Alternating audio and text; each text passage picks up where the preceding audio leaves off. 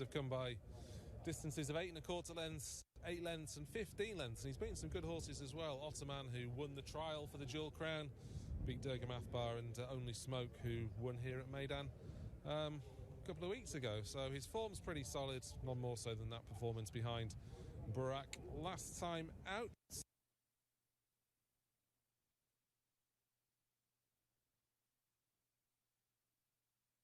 Anything else we should consider? I mean, Shaddad, I think they just keep him in the yard as a bit of a pet more than anything, don't they? Along with the deer and everything else. Yeah. It is a little bit bizarre, isn't it? As far as we're aware, His Highness Sheikh Hamdan bin Mohammed only has this one Arabian.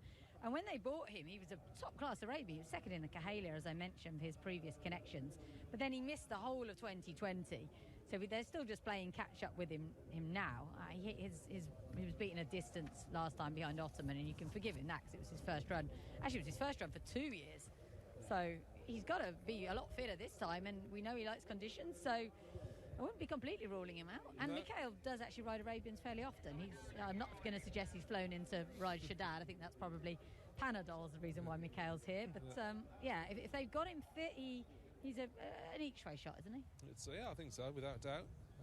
It's also our opportunity to bring up the respective championships for possibly the only time tonight. But the truth of the matter is that Al Ajban stables are clear in the owners' version by 4. Abdallah Al Hamidi is only 1 behind Doug Watson. Can they continue this hot start to the season? Well, Al Ajban can win this. I'm not sure Khalid can. No. I just don't see Sanjanjol as the same horse he was, unfortunately. So it could, they could extend their lead a little bit more on what is a relatively quiet weekend. We only race here in Abu Dhabi, of course. There might become a point where Al Ajban do run out of maiden winners. They've been particularly impressive in that division, but the pedigrees of some of these horses are, they've really invested, particularly in the American side of it. They've mopped up at Al Ain. I've long since said they now need to go to Abu Dhabi and prove they can be a match for the maidens coming from Wathba stable and obviously Ernst Hotel as well, but the signs are pretty positive on that score so far, aren't they? And it's only been a little bit easier for them as well because Alasela yet to really fire. They've obviously had a change this year, and when you bring in new trainers and new staff, it's going to take a while for everyone to get the hang of things. So they're the sort of sleeping giants at the moment in the Arabian field. And when they return, it'll be a little bit harder for Al Ajban. But you can't knock what they've done so far. They've done absolutely brilliantly. And Abdallah Al Hamadi is very, very enthusiastic. If they win this race, there'll be race cards flying in the air and all sorts. Yeah, indeed there will. There seems to be a non-runner, Shaddad. Oh, there we are. Not an each-way shot anymore. But he is all right. He's unfortunately out. Yeah, hopefully Mikhail Barcelona's all right as well. He just walked past us, so he's fine. Presumably the vet may have had something to say about his participation, but unfortunately no Shaddad, which takes the field down to 15. Is there anything we've missed out of the ordinary here, Mikey? We've kind of narrowed it down to 3 or 4 between us. If there's one that I thought looked better than their market odds, I thought Aoun looked really good in the parade ring, just much fitter than when I saw him at Al Ain. So I mean, an each way chance at a decent price in there. But to me, it very much comes down to Hamim and Curlis Del Rock, like the market is suggesting. Yeah, I was with that. Aoun could be a potential second season improver. As we said, he did regress from his debut in the UAE last year, but he had plenty of ability from France. There's Hamim. This will be a bit of a new experience for him. Not quite the bright lights of Abu Dhabi. His only other racecourse that he'll have visited would have been Al Ain. And of course we do start right in front of the stands and indeed the big screen here, which has put off lesser sorts than him in the past, according to... He's so docile from what I've seen of him at Abu Dhabi. He raced there on the Dual Crown Day, which is a bit of a hub, a bit of excitement then, but he walks around the paddock like an old sheep generally. I don't think he'll be affected. Some of the others might be, though. We've seen, as you say, Arabians dive across this track plenty of times. Indeed, including in the big one. It looks as though the last one is about to go forward. Let's join our commentator, Alistair Cohen. Grade 2 Medjani Stakes. And playing up quite badly in the stalls was Aoun, number 14 on the card.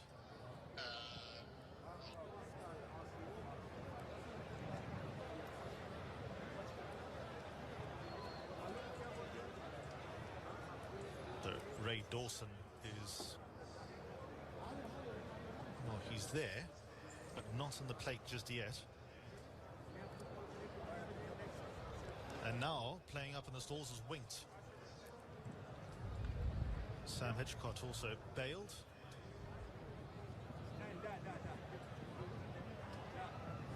So Ray Dawson's back on Ayun, who's also playing up again. Ayun's not happy in stallgate 2.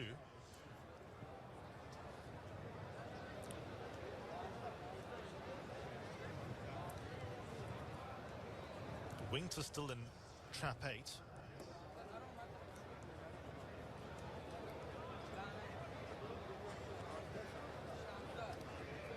I was thinking Ayun's being riled up by Sheikh Rock. And they're racing away. Awful start. Sheikh Rock didn't get away too well. Ayun also a little bit slow to begin, failing to muster any early paces. Winked. Curtis Del Rock got away quickly. Arif right there in the early stages to go and pressurize for the early lead. Raja against the rail is third. Then comes Hamim, who's very handy today, but trapped out a little bit deep from the deepest draw, but not deepest of all. Harab being ridden at, and Hamim managed to get in one off the rail.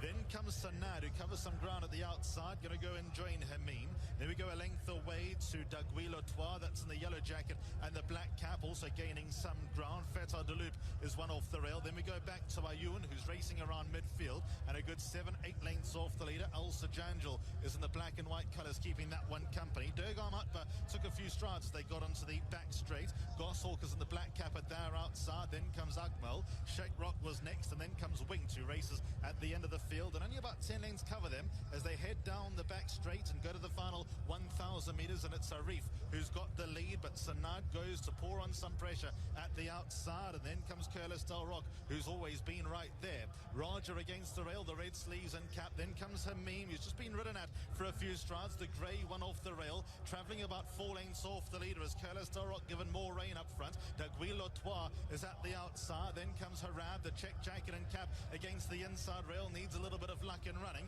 They followed by Durgam Akbar, and they're about to take the angle for home. They went past the 600, and Curtis Del Rock is a leader by 2.5 lengths. Raja is second. Then comes Harab, who improved the whole way down the turn to race in third. Hamim at that one's outside, still got 4 lengths to make up if he wants to remain unbeaten, but now they go to the final 300 metres, and Curtis Del Rock has got them on the stretch. A 4 to 5 length leader. Raja races away in second. Then comes Harab. They followed by Hamim, who's in fourth, but it's Curtis Del Rock well clear and well in control. Curtis Del Rock pretty much from start to finish. Fernando Jara afforded the luxury of having a look around, and Curtis Del Rock has romped. Second goes to Harab. Then came Raja. They were ahead of Hamim, who ran fourth. Durgam Akbar fifth. They were ahead of Goshawk, then a few lengths away to Dagui Lotois. Winked ran past a few late. Further back then to Sanad. Then came Ayun, few lengths back to Fatah Deloop, Akmal, Arif, Al Sajangel and Sheikh Rock. Well, that was all very straightforward indeed for Curtis Del Rock, one of the horses we identified beforehand as being potentially much better on dirt and or certainly open to improvement, and he's proven as such tonight with a dominant display, beating Harab. Some excited owners, I'm assuming, in the parade ring behind me, as Harab has chased him home in second, Raja third, and Hamim losing his unbeaten record, only managing fourth. That was certainly very impressive. They've been patient, knowing that perhaps this was his year, or this was his season, and it very much looks like it could be. And the season started horribly for him, didn't it, with that run behind Goshawk, where everything went wrong for Fernando. I think Fernando came back pretty much to ride this horse. He had a delayed start to the season, came back and the horse bobbled, and it all just went horribly wrong for him. And then the run behind Barak was much better, but that was a really dominant performance. He was always very likely to adapt well to Meydan. There were less question marks for him to answer than Hamim, who had to deal with the trip and a new track all at once. I think that was just maybe 2 steps. They perhaps could have just taken 1 step, a new track or a new trip. It was a lot for him to take in, but this is a good horse, and I think they'll have achieved their objective of getting into the Carrera now. Without doubt, he's just a very likeable way, Mikey, about going about things. He seems, barring that blip at Alain last time, he just gallops relentlessly, doesn't he? Yeah, he has a wonderful action. A lot of times the Arabians don't have the same kind of fluid action as the thoroughbreds, but he definitely does. He's really nice to watch, and he loved the going left. He loved the kind of, not speed favoring, but the more speed, the tighter turns here that really worked to his advantage. He was turning left for the first time in a race, and he did it beautifully. Definitely a credit to Fernando Hora for doing that with him, with his experience. Yeah, this was he was ridden with a lot of confidence, and the race was basically over by the time they got to the first turn. Indeed. These colours are perhaps not the most prominent. They're becoming more and more so in the UAE, but their record is fantastic. 68 or 69 starts now, 16 winners. That's a pretty good strike rate. Well, Faisal Rahmani is the chairman of IFAR, so he should know his Arabians. He's incredibly knowledgeable about them. And he has his own silks as well, which are red and white, if I'm not mistaken. But then in recent years, he's involved his sons, who are, again, really knowledgeable, really enthusiastic. And then we've seen these silks more, and they're good silks. And I'm sure, be keeping them now that they've produced him a Group 2 winner with this son of Dahes, who's only a 4-year-old. He's very exciting, and I agree with you. They could have kind of rushed him here last year, and they didn't. They took things very slowly with him. A little bit like Connections did with Hamim as well, keeping him at a track he liked. Yeah. They kept Carrera de Ajuste at Alain, and he's now stepped up to the big place and done it very well indeed. And Raja finished third, looking to me like he just didn't really see the trip out, which I'm not sure is the case, because he is a winner over this distance, I think. But yeah, he's a 3-time winner over this distance. But he stuck on in the end when sort of beaten, and Harab finishing second, Hamim third. Tell you what might be a nice race for him. Maximum Challenge round 1 over a mile here. Yeah, that could be the sort of defining race in terms of telling us if he can be as good on the dirt. I mean, he was a lot closer to the pace today. I think Pat Cosgrave was perhaps knowledgeable of the fact that in his turf races you had come from a fair way back, and you wouldn't be afforded the same luxury on the dirt tonight. So they had to try the big races at Abu Dhabi. The problem is they're over 2,200 metres, which looks as though it's going to stretch him, really. There's a Lira Oasis, which is over 1,400, is it, I think? But they kind of want to be setting their sights higher than that, really, now, don't they? That's a Group 2 these days. So they need to be looking for Group 1s. I wouldn't give up on the dirt thing with him. No. I just my concern coming into tonight was I thought that trying a whole new track and going up in trip all at once might just be a bit too much, which maybe has been the case. So, but they've still got a very lovely horse on their hands. He's lost his unbeaten record, but proved a fair few other things. But happy for Fernando. Not been an easy season for him so far, in that he's riding as a freelance, but they've stuck with him, these connections, and he's rewarded them there with a very no-nonsense ride from the front. Yeah, he's had a good few winners, certainly in the Arabian division, and this horse could easily be his best for some time. Only a 4-year-old, as you say, and the programme book just fell beautifully for him last year, really. Those conditions races that he essentially mopped up at Alain. But one thing you know with Alain, the track, he was a horse that always went from the front, and it can be a track that suits such horses, but you've still got to maintain that gallop, which has served him well going around Meydan for the first time tonight. Yeah, it's an awful long running, isn't it, Alain? And the track can be a little inconsistent, the trainers will tell you. It can be very deep one week and fast another week, and it's perhaps not the most consistent we have, although dirt tracks do vary a lot more than people might think. But he really was winning for fun round there, wasn't he, last year? It was great to see him get that little sequence up, and he beat some good horses. He beat Durgam Athbar, he beat Ottoman, he beat Only Smoke, was a winner here a couple of weeks ago. But drawn in 10 here, but away smartly. Yeah, good early speed to get to the front. You can see Hamim from the widest draw, which again could be a minor excuse for him, but he seems to have got a very good early position. As you mentioned, Rajay has got that good position on the rail from stall 1. Goshawk has come from a long way back in the black cap. He would eventually finish 6th. That wasn't a bad run from him. Durgam Athbar finished 5th, and I think Connections will be delighted that his 5th place finish should enhance his mark of 90 and enable him to get in similar contests a little bit more comfortably than he did tonight. Arif and Sanad were brief hassles for him up front. You kind of knew Arif would drop away, Sanad so as well, based on a lack of ability. But he is essentially doing his own thing in front, isn't he? I thought they looked like they were going really slowly to me, to be honest. I thought even for Arabians, they looked like they were going pretty slowly. The track record over this trip for Arabians is 2:07.07. They've come in at 2:09 flat, so a little bit off.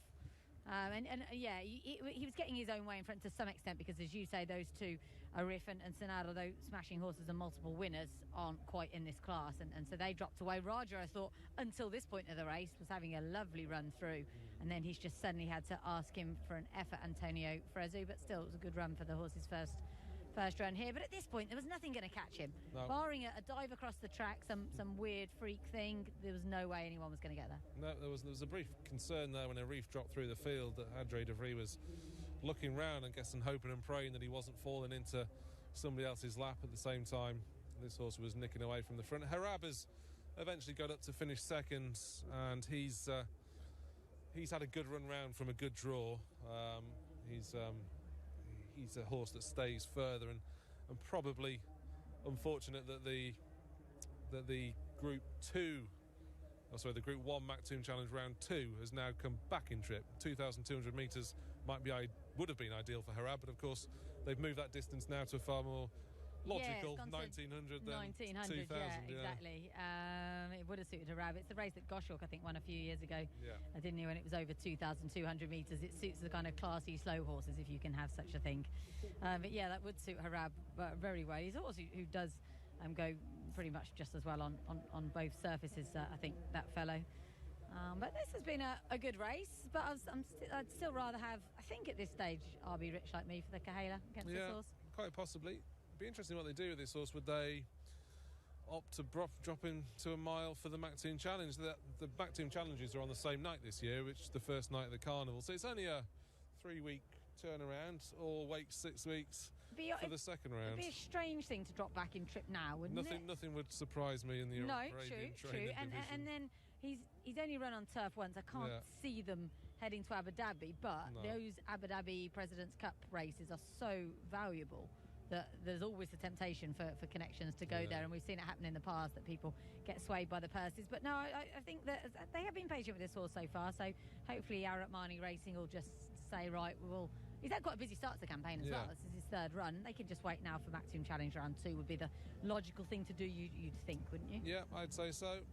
That would involve around about 6 weeks off, and none of these you'd imagine being good enough, perhaps bar Hamim, for that Maktoum Challenge round 1 back at the mile. Roger, maybe. They might look at that with him. He just looked like he struggled. It might have been a fitness thing, because he has got form over further, but he might be one they look at. And a few of these will turn up as well. De Gaulle might well turn up. He was a bit disappointing, really, wasn't he? Maybe the draw did for him. Yeah, he seemed to be out the back and like you say, wide, so potentially the draw was an issue. And the penalty as well, of course. Yeah, the penalty. One or two of these did play up beforehand as well. Winked, she was always out the back, and Ayoun was another one that seemed to give Ray Dawson a bit of an issue in the stalls, and he didn't build on the promise, or the mild promise, I suppose you'd describe it, of his fourth behind Barak on his reappearance. But that really was a case of Curlis Del Rock first and the rest nowhere, and it's good that we're building a bit of a depth of quality to the Arabians. Obviously, Ernst Ortel has gone close to winning the Cahala, or won it in the last 2 or 3 years. But other than that, it's been a bit of a struggle. Yeah, well, it's now really interesting because we've got Fauzi Nas with Arabians, of course, RB Rich Like Me, and another one as well, an Italian horse that we haven't seen yet. We've got the emergence of Arat Mani Racing. Al-Asad, as I said, are kind of sleeping, but they still have huge firepower. Khalid Al Navuda is the man for breeding them. He's not going to go anywhere, so it is a really exciting division at the moment. We've got AF Al Wajal, who will surely switch back to dirt, you'd imagine, sooner rather than later. And of course, there's the Saudi thing to throw in the mix as well. They've got a big Arabian race on Saudi Cup Day. Yeah, I always forget that. They may well be tempted by that, of course. RB French Jew went over there last year, actually ran a really good race. I'm not sure the conditions really suited him, but then it depends how much you want to win a Cahala, because you could well leave your chances in that race in Saudi with only the 4 weeks in between. But of course, there's such good money over there, so a fun thing for connections to weigh up. Yeah, and this horse, though, certainly looks well capable of competing at the top level. Of course, this was a Group 2, so in theory doesn't have the greatest step up to make, although the depth of that race today was perhaps a little bit weak. The trophy presentation for this opening Majani Stakes, sponsored, as is all of tonight's racing, by Longines, and Patrick Ayoun from Longines will be on hand to present the trophy to Al Ramani Racing. And there were some pretty emotive scenes in the parade ring as this horse romped to victory the owners knew they had it in the bag a good way out and were dancing a jig in the parade ring. And Alvaro Mohamed coming up to collect the trainer's prize on behalf of Ahmed Al-Maherbi, who I don't think is here tonight. Ahmed Al-Maherbi, of course, was the trainer of Samoud in his formative years here in the UAE before he moved to Jean de Rouet, so clearly knows the time of day with his Arabians, and they've definitely got a good one on their hands. And Fernando Hora, who, as we say, did well to stay on board this horse a couple of starts ago. It was a bit of a write-off, that reappearance at Alain, but things have been far more straightforward in his two subsequent outings. And this was an easy victory for Fernando Hora aboard Curtis Del Rock. And we'll hopefully hear from him soon. But before we do, let's find out what's been happening on the track at Meydan over the last week or so.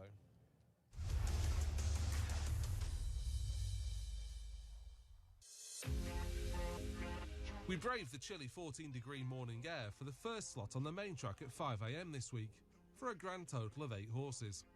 The Antonio Sintra team, as usual, were first out. Grade 1 winner Ajuste Fiscal looking very fresh ahead of his run in the Dubai Creek Mile. He was accompanied by the less enthusiastic sprinter Upper Class, ridden by stable jockey Wagner Leal. Musaba Al-Maheri isn't one to stay in bed, and the former champion trainer had some nice horses out early, including recent Entazar winner For the Top. He was followed around by several who were in action this week, including Dalalat and Fire Group, the latter ridden by Antonio Fresu, as he will be in Thursday's maiden. Al Madhar didn't seem to like the dirt last week, and he was ridden by Bernardo Pinheiro ahead of his return to turf at Abu Dhabi on Sunday.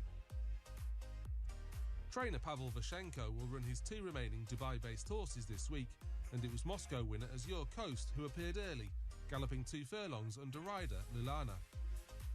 6 a.m. saw a nice warm blanket for Basil Ferreira's pony, Watto, who watched on with disinterest as National Day Cup runner-up Spirit of Light prepared for his Abu Dhabi run under rider Stefan Gavrel. They were followed around by 3 of Irvin Sharp's Shadwell team, Akwan, Yalal and Akin Al-Khat. Al-Mushref goes in the non-winners of 2 race on Thursday, and he went around on his own at the head of Musaba's second set. Zainhom, a late entry for the sprint, followed a few minutes afterwards, as did debut winner Atlantic Sky and Gentile Bellini, who takes on some serious foes in the Creek Mile. Rashid Al Rayhi's Street Mood has run well on both his starts, and he breezed along the home straight, as did racing in Dubai Sale graduate Sheringham, who is awaiting his second local run. 7 a.m. brought us another classy bunch from Oasis stable. The distinctive grey Al Farik was ridden by Antonio as he prepared for Abu Dhabi, while Al Karama looked none the worse for his 5th in last week's UAE sprint. Abu Dhabi winner Gambari was also out, trotting the wrong way in company with the unraced Arabian Top Class, who was having his first day on the track. It was a first trip there too for the recently arrived Antonio Sintra pair of Quality Boon, 1 from 1 in Uruguay, and Perfect Love, who was last seen finishing 4th in the Uruguay Derby.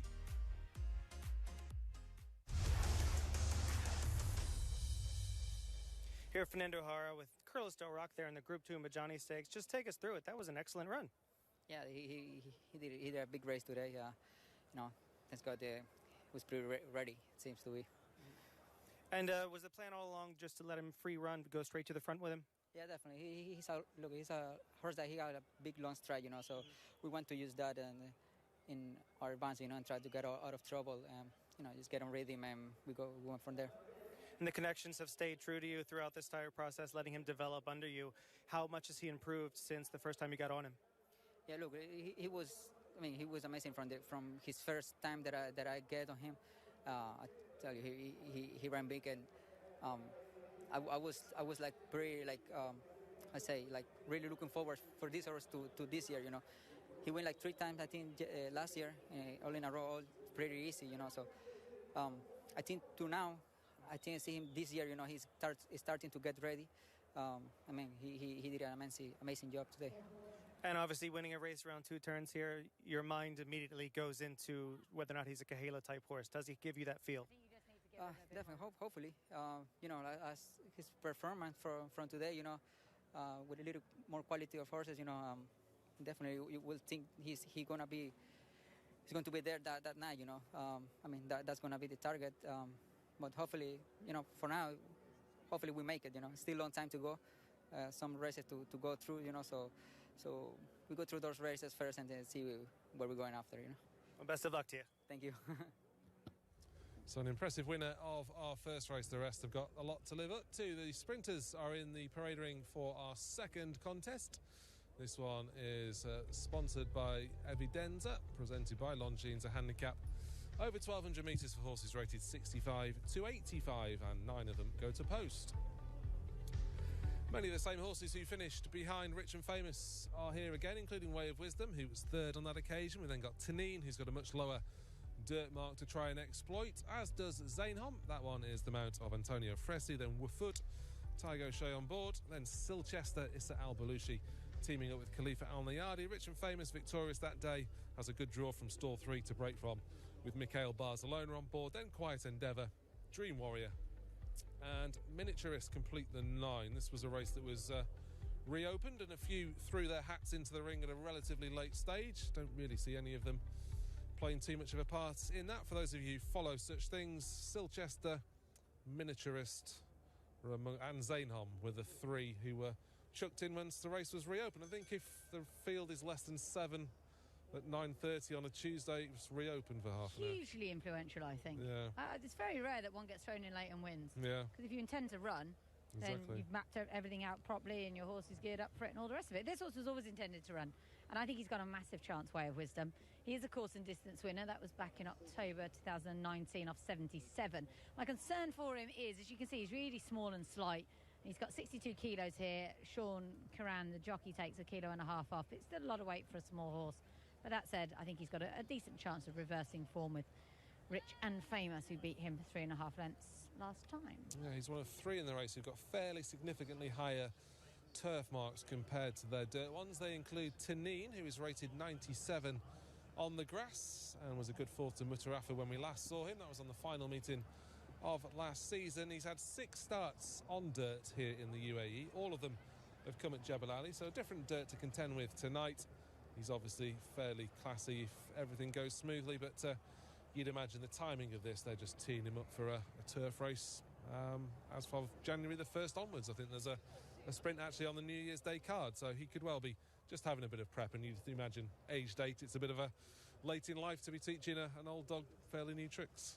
He's missed a season or 2. He's quite fragile. Might be another reason why they've tried to keep him on the turf. He's a good horse, and as you say, he has won on the dirt. That was at Jebel Ali, but he's good. So Zainham's a good horse as well, but he kind of needs a 7-furlong carnival handicap with loads of runners, and he can arrive late. He ran very well last time in a race with not dissimilar conditions at Abu Dhabi, over 1,600 metres. He was only 6 tenths behind Male Shots. He's perfectly capable of winning on dirt. He did that at Jebel Ali, but I just don't think that this race is really going to be run to suit him. No, there has to become a point really where he is competitive on the dirt, but yeah, he's had a chance already at Jebel Ali this season. This is Wafud, who was a good second to Vasari on his second start this season. He'd had a prep on the turf. He is the sort of horse that doesn't always build on promising efforts, although that wasn't necessarily all his own doing last time behind Rich and Famous. He did just meet a bit of trouble, and by the time he'd restored equilibrium, the winner was pretty much away and gone. I was still a little bit disappointed, though, he couldn't grab 3rd, at least. Yeah, he was just, as you say, he was just a little bit unlucky. It wasn't a huge piece of interference, but it's probably enough to really knock him off his stride for a little while. So I think that was a good excuse, and he's still relatively lightly raced, certainly for his UAE career, and I think he can go close, if not win this. He's got a big old chance, as of course is Rich and Famous. Yeah, who you sort of look at the race and you try and get him opposed. He's never won back-to-back throughout his career. But then you just think he's going to get the run of things again. He's drawn well in stall 3. He likes to crack on with things. And there might not be too much challenge for the early lead. Miniaturist did make all at Alain last time, so he's a potential nuisance. But this horse, Rich and Famous, whilst in form, could be worth following. Dream Warrior, though, isn't in form, judged on his run last week at Jebel Ali. No, pretty much the only thing he's got going for him is breeding. He's by Dabawi out of a very good mare called I'm a Dreamer that David Simcock trained. But he's been well beaten in all 5 of his local runs, this horse, and his trainer, Hamza Al-Hamida, yet to have a winner here in the UAE. So he's going to struggle here, and also backing up very quickly from Jebel Ali last week off the back of a layoff, which rarely works. This is a miniaturist who sort of wins in his grade, really, which is 40 to 64 as it was at Alain last week, where he made much of the running and was reasonably comfortably on top. He's got a £7 penalty, as it were, for that, and he was one of those, as we've said, who wasn't due to run. I question whether he's capable of winning a race around Meydan. He's an 8-year-old, and he seems to be a bit of an Alain horse who pops up every now and again. He's likely to struggle in this. Yeah, he's relatively consistent, isn't he, as you say, in the lower grades. I can see why they're running him. He's in form. It was actually a good win at Alain last week. Yeah. And he was very dominant, but he's probably going to struggle here, albeit with a featherweight of 53.5 kilos. Yeah, there's one down at the bottom. I just wonder whether we're going to be going without Silchester here. I'm not seeing him in the parade ring. He's not going to affect the result anyway, even if he does run, I don't believe, but we'll bring that if we can see it. Quiet Endeavour was one we didn't mention, and he was second behind Rich and Famous last time, and actually went fairly close. He got a good run round on that occasion from stall 1, but he's probably drawn to get a similar trip from 4 tonight. Yeah, he's a kilo better off with Rich and Famous for that half-a-length defeat last time. He's also, I previously thought, went very well fresh, and maybe that was the case because the time before, when he ran her on the 18th of November, his saddle slipped, and he had no real chance when he was beaten a long way last behind Vasari. So you can probably put a line through that run. So therefore, maybe he was effectively running fresh when he was that good second. So that's a bit of a worry backing up after 3 weeks as he is here. But I quite like him. Pat Dobbs is on board this time. Ray Dawson came in for the spare ride last time, so he would have been third string, you think, for the stable. And also we had a lightweight, which I'm not sure Pat would have been able to do. But he's got the ability to win this. It's just whether he is a horse that kind of does need that spacing. Yeah, as you can see, Silchester is amongst the field. But in truth, I don't really think he's got too much of a chance. I suppose he was classy enough in the day for Halal Al-Alawi, but that was way back in 2018. He was off the track 3 years prior to his stable debut, and he's barely raised the gallop in those 3 starts. I don't think they dropped to 1,200 metres. He's going to rectify anything tonight? No, probably not. As you say, well beaten last time behind Fast Sky and what was quite a good race at Sharjah. Cliff Raniardi did have a winner at the weekend. He does okay with what he's got, but jockey Issa Al-Balushi still searching for his first winner here in the UAE after 70 rides. There's Mikhail Barcelona, who is flying out tonight. Yeah, I mean, Panadol is probably the best horse in the yard. They did have 3 entered in the Creek Mile, hypothetical. I still think Panadol will win the Godolphin Mile, whatever happens tonight. Yeah, so I guess it was important that he was here for Panadol. Let's look at Rich and Famous then, and you can see he's got the race won at this stage as those in behind, the likes of Wafud, who just there, it's when he ran into the back of one really, and Tyke has to switch him out. Quiet Endeavour gets a good run down the inside. I briefly thought he was going to reel him in, but Rich and Famous, we know, stays 7 furlongs, and that extra bit of stamina just kicked in late on. Yeah, he's a smashing horse, really, Rich and Famous, isn't he? He's about to turn 8. This was his 5th win from 34 starts. As we said, he's never won twice in a row, even if you go back to his England form. So I suppose he's got that against him. He deserves a lot of credit. He won there from stall 10. He's actually been drawn wide 14, 11 and 10 on his 3 most recent starts. In fact, all 3 starts this season. And it's been kept pretty busy, as Salem tends to do with his slightly lower rated horses. He's got an obvious chance. I can see why he's favourite. Yeah, for sure. It's almost when everything is in his favour tonight. It's when he sort of regresses a bit. I do struggle in general to get to predict the yard correctly, to be honest. And I just went against him to be perverse, really. The more I look at it, the more I think Wafud could just be the one, assuming he gets the clearer run through this time. Let's bring Mike in, because there's a couple of interesting horses, handicap mark-wise, based on their turf exploits. Is there anything from Way of Wisdom, Tanine or Zainholm to suggest they can bridge the gap between what they're rated on grass and dirt? I mean, on pedigree, both Tanine and Zainholm should be just fine on the dirt. I know that Zainholm works really well on the dirt consistently. He doesn't have the greatest record on it, but he's only had a couple tries on the Meydan dirt. It's more traditional, sandier surface, as opposed to Jebel Ali, and he does have a win at Jebel Ali on top of that. So I wouldn't count him out. The 6 furlongs, I think, is more of a detriment to him than the surface. And he's never really taken any kickback before. Oh, he has, and he didn't like it. I think it's one of the reasons he didn't run very well in the dirt before. His best bet is probably to make one big run from the back and hope they kill each other up front. Tanine might be one of the ones supplying that for him. He's very much on his toes in the parade ring, and he just has a lot of pace to him in general. We all know this from the grass, and I don't see any reason why he won't do it on the dirt itself. Yeah, I suppose Tanine is one that we omitted from those that could go forward. I mean, Rich and Famous, he doesn't need to make the run, and he's quite happy just sitting in second, and maybe that's the way Mikhail Barcelona will play it. Hope that Tanine does go out, or maybe Miniaturist as well, and just sits in second and third and pounces late. Yeah, I think that's how he's going to have to be ridden to be seen to best effect, certainly. But this is Tanine. He's a lovely horse. He really is. So he bolted up at Jebel Ali at the end of the season one year, took us all by surprise, missed an awful lot of time. Hence he's rising 9, and he's only had 20 runs, won 4 of them. This is a good run behind stablemate Mutarafa. He was drawn in 10 on this occasion, often not the best place to be on the straight turf track. And he was well up with the pace and just kind of got swamped a little bit late on. A fine performance, and as Mikey says, there's nothing to really suggest that he's not going to handle this dirt. It's just whether it's a soundness thing and they've kept him on a kind of surface, or whether it's a bend thing and they've kept him on a straight track. Very much so. I think the bend is a huge deal, especially when they're trying to keep that momentum going. Even if he is first out the gate, I don't know if he's going to be able to keep that around the turn.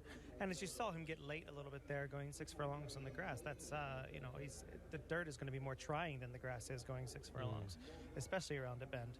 Wofoot in the, speaking of kind of turf pedigrees going onto the dirt, Wofoot seems to have handled it just fine, being a Dubawi out of a Linimix mare.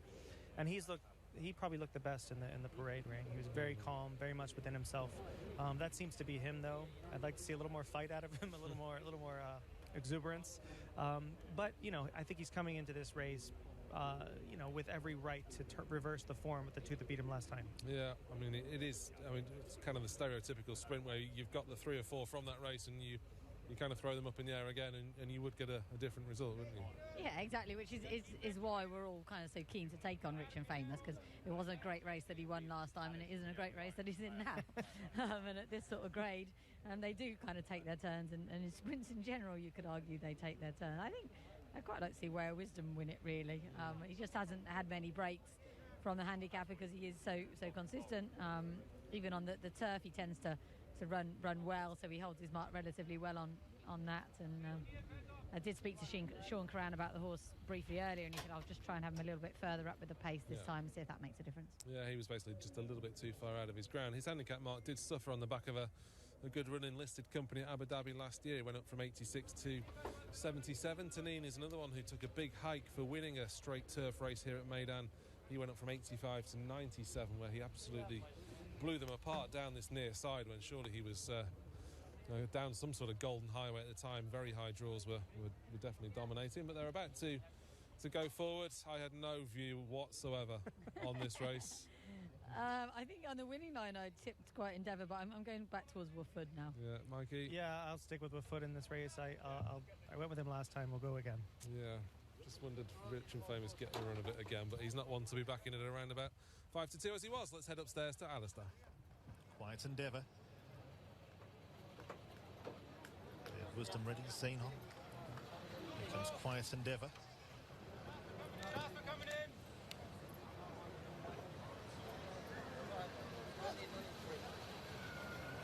It's an extra few handlers, but goes in quietly enough.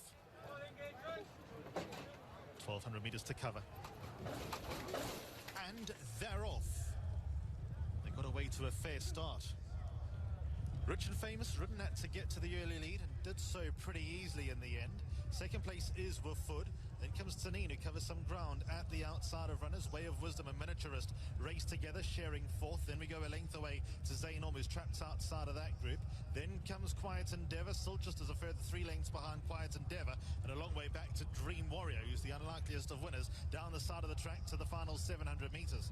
And the leader is Rich and Famous, got it by a length and a half over Wofood, who's back in second, just been ridden out to get back onto the bridle. Tanine at that one's outside as third, then 2 back to Miniaturist. Way of Wisdom being ridden at Zainom, 3 wide at the outside, but out of the traffic. Then comes Quiet Endeavour, number of lengths away to Silchester and Dream Warrior. They unlikely winners now, 300 metres left to go.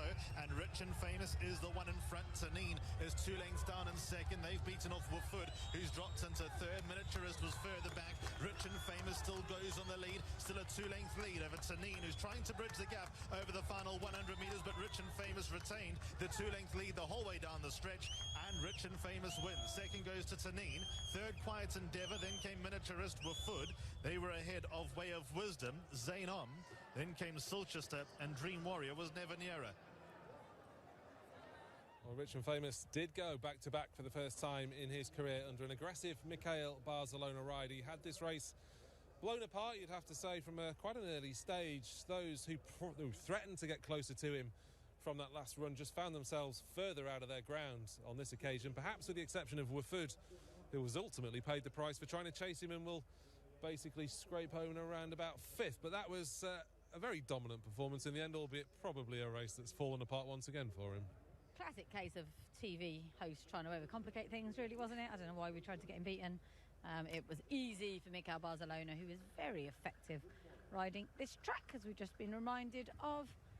And that was, again, a bit like the first race, to be honest. You could tell he was going to win before the home bend. Tanine put up a relatively good fight for a while, but at the age of 7, Rich and Famous has done it again. A 6th career win from 35 starts. Smashing horse throughout his career for His Highness Sheikh Hamdan. And that was as easy as any of his victories, I'd say.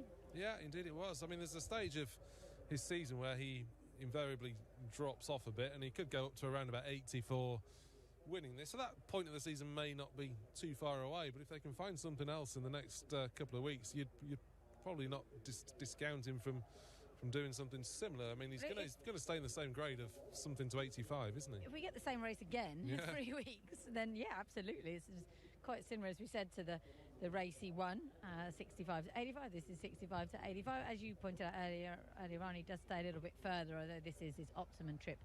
5 of his now 6 wins have come over this 1,200 metre distance, and he had a better draw this time, so it's been even more straightforward for him, really.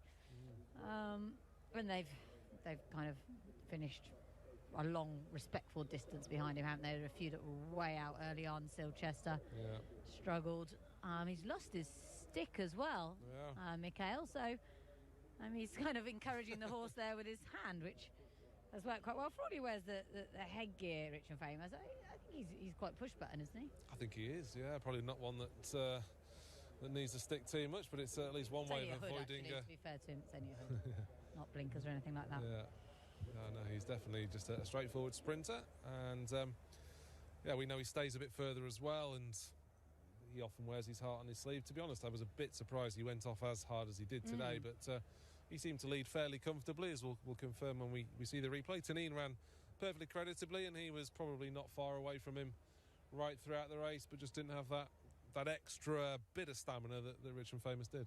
No, but not a bad debut on this surface for Tanine. It gives Masaba a few more options, doesn't it? And it'll also bring the horse on a lot fitness-wise before his return to the turf, on which he'll be obviously much more comfortable. And there is a very nice programme for the turf sprinters in the carnival weights, which of course he is. So yeah, looking forward to seeing him and Mutarafa. Also Motafawet. There's so many good Shadwell sprinters. Yeah, this is very on the turf. I suppose the one I thought would do a bit better was Way of Wisdom. Yeah, there's his stick going. Yeah. And you can see there'll be picked up by our team in the van there. I'm sure they carry a few around with them, don't they? I'm not concerned about him not having a stick for later on. Well, he's got a golden one from France for winning the... Yeah, he's got a golden one for winning the World Cup. Although perhaps if he said to one of the other jockeys, "Oh, can I borrow your stick can I borrow a spare stick to ride Panadol?" They'll be like, "No, we don't have one. Sorry." That's a nice start to the evening. Because he didn't ride in the first, did he? Not in the end, the end. So nice start to the evening for Mikhail, who I've no doubt that he's here to ride Panadol. And of course, Hypothetical was entered. Wasn't that the other one? There was 3 of them entered, wasn't there? Who was the other one? So it may have well been a case. Mashakal, yeah, of course. It may well have been the case that Salem said to Mikhail, "We need you here. We're not quite sure what we're running, but make sure you book your flights." And of course, we can congratulate him. Maybe Mikey will in a minute. He's going to be crowned French champion jockey for the first time. He is, yeah. Maxime Guillon decided to go on holiday for the last few weeks of December, apparently. So that was effectively handing him the title. And the title in France will finish in October from next year. So I wonder if that means we're going to see a bit more of him. It's a big old slog, isn't it? I remember talking to Christophe Soumillon about it a few years ago, and it goes with the calendar year. So Michael usually is kind of ruled out of it because obviously he doesn't go back to France until end of March time. And when Christophe had a really good go at it, he was flying in and out. He was flying out straight after, when he was here with Mike Ducot, he was flying out straight after Maidan on a Thursday night. It was a really punishing schedule for him. So it's hard work for them, but due to various different circumstances in France this year that we probably won't, let's not go into now, but that's why Mikel's been able to make up an awful lot of ground in that title race, and he thoroughly deserves it. So big congratulations to Mikel, who's not far off his 100th winner here in the UAE. That's 92 for him. No, and that was a fairly straightforward one for him. Of the rest, I think I saw a flash of the tail from Woofud. It's more like Woofud, I think it's going that way because he's winning. He broke slowly as well, a little slowly way, so was quite Endeavour. But you could see Tiger O'Shea was keener tonight to keep a closer tab, I think, on Rich and Famous, knowing full well what Rich and Famous did last time. I'm guessing Mikel Barcelona's a bit surprised at how easily he led. Tanine was not necessarily that keen on pressing him. Miniaturist hasn't been able to muster back at 6 furlongs. It was 7 that he won over at Alain last time, and even though he seems a little bit keen in his hands here, you still felt he was comfortable enough, didn't you? It's just a little skippy horse, isn't he? He just goes out in front, ears pricked, off he goes, and even at this point you thought Tanine's gone with him. He's tried to kind of keep closer order on him at this point. Woofud now is also launching his effort, but he's already been asked for a little bit more extra work, and there was nothing going to catch him. We knew that he was going to keep going. And not the best race on the card. In fact, I'll label it now as the worst race on the card, so it gets way better from here on in. But I have to say, this is what is good about UAE racing, that this horse is nearly 8 and he's still able to win and win like that at his age, and he'll probably be back next year as well. He certainly will, yeah. Way of wisdom, beg your pardon. He just seemed to get further out of his ground tonight. That early pace just put him, and I suppose that befits a turf horse that likes to quicken, that's got to turn a foot and likes to come from off the pace. They just can't do it as well on the dirt.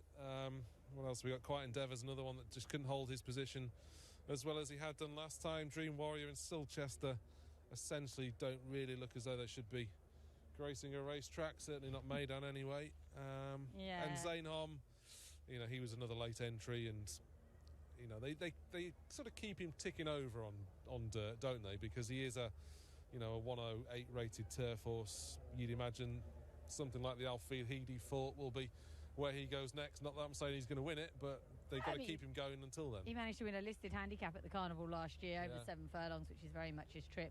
There's so many good 1,400 metre races at the Carnival this year, including that new Ras Al Khor on Super Saturday that's worth 300,000, and it's an interesting addition to the programme. I'm not sure whether it was one that was necessarily needed, but that's what they decided to do. So it's a nice target for plenty of people, including Godolphin, but maybe Masaba will be looking at that for Zainhom.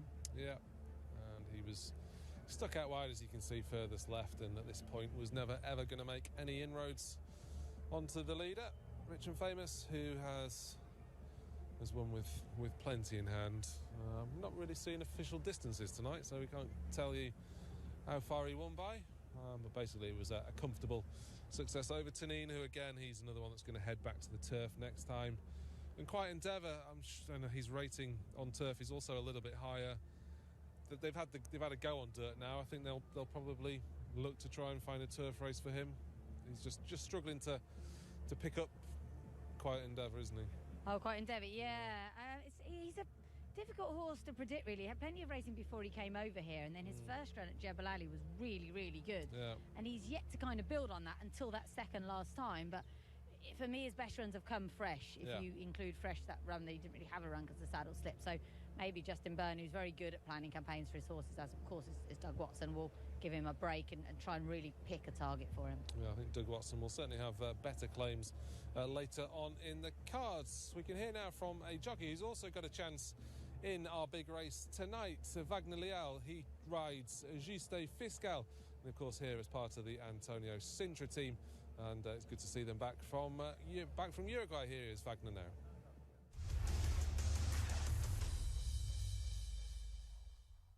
Well, welcome back. It's good to have you here. And last time I saw you, you had a huge win in Uruguay and on Aerotrem. What was that like? Oh, thank you. It's great to be here again.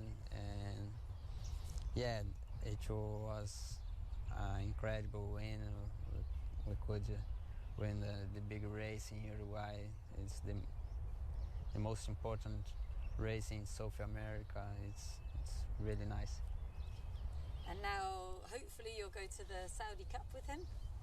Yes, we are very excited with this race. I hope the things going okay until the race.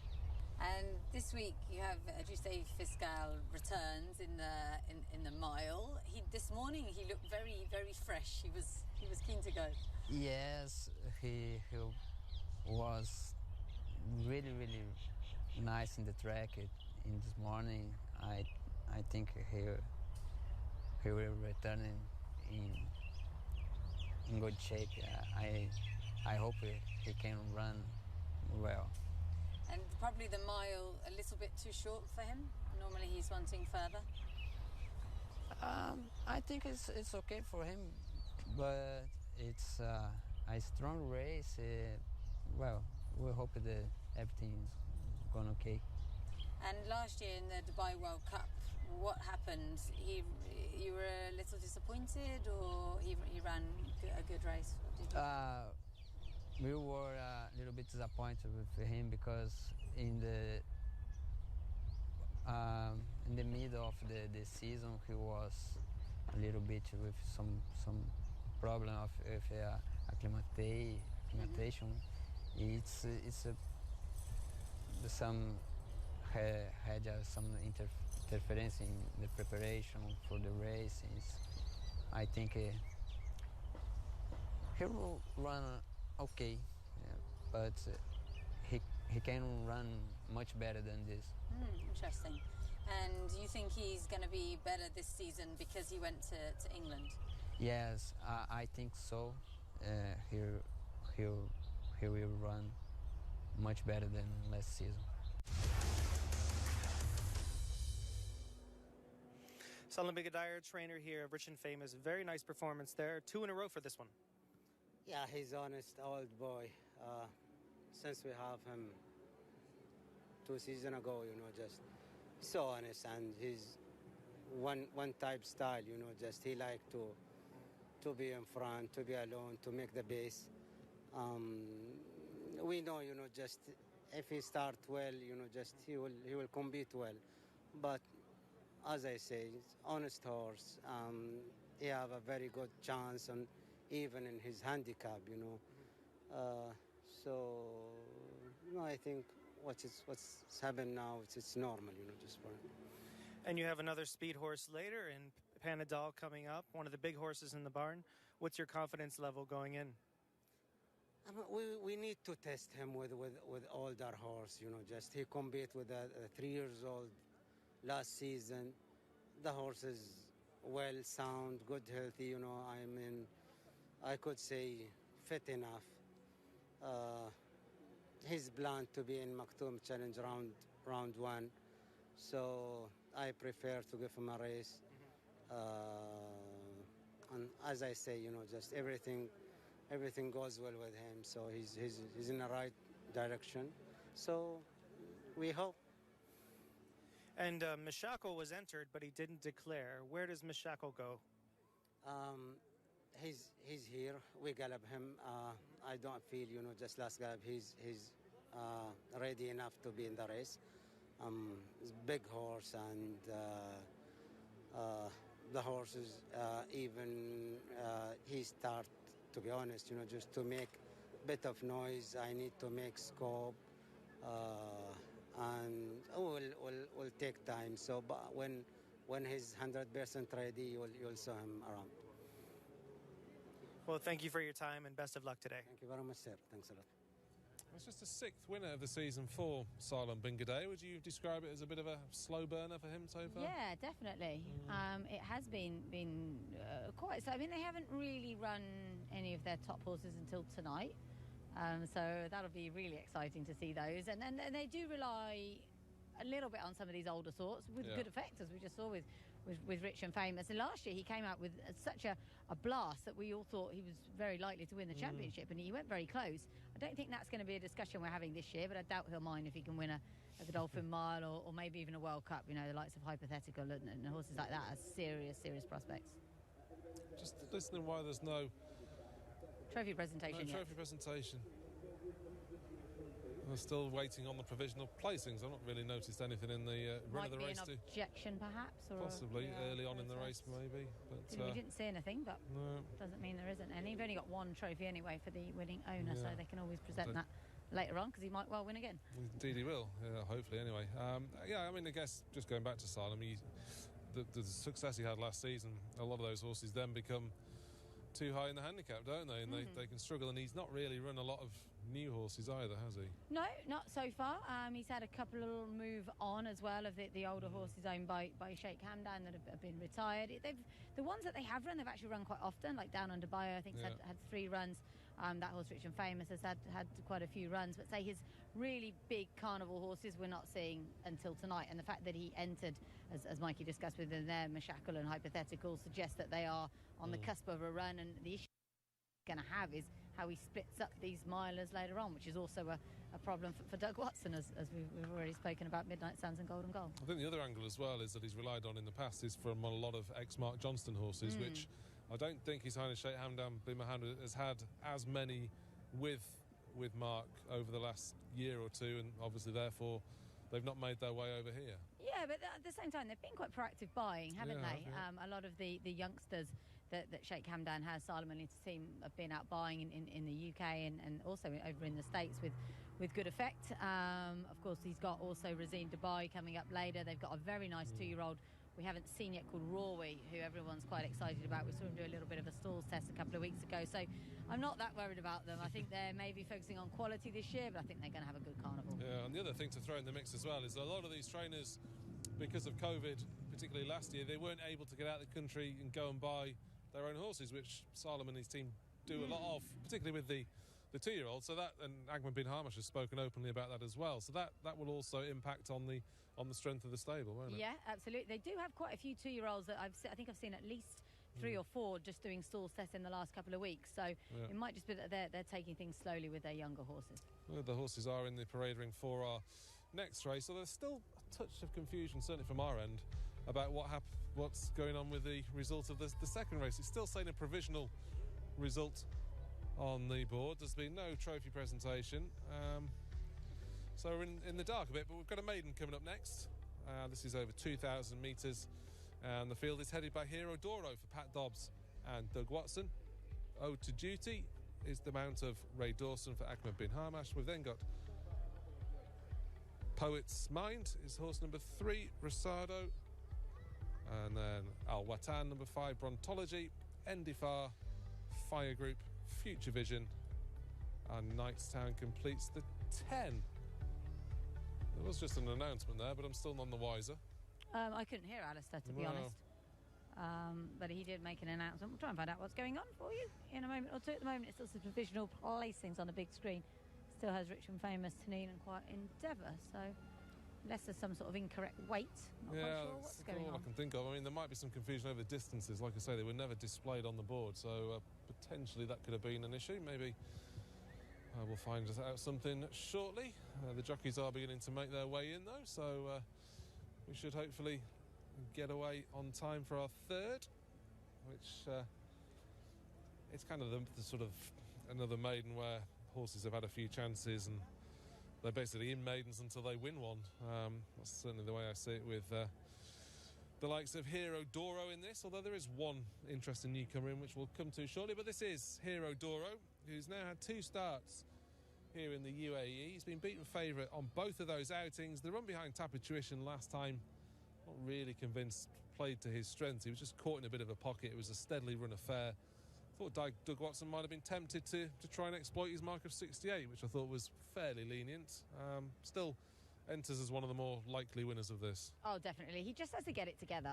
Last time he broke slowly, and then he was very, very keen, and the combination of those two factors did for him. He was drawn well last time. He was in 1. He doesn't have that luxury today. He's in 9. But that said, if he does go a little slowly away from the stalls, then Pat Dobbs will have the luxury of a little bit more time. So I think he is probably one of the more likely winners. They think an awful lot of him.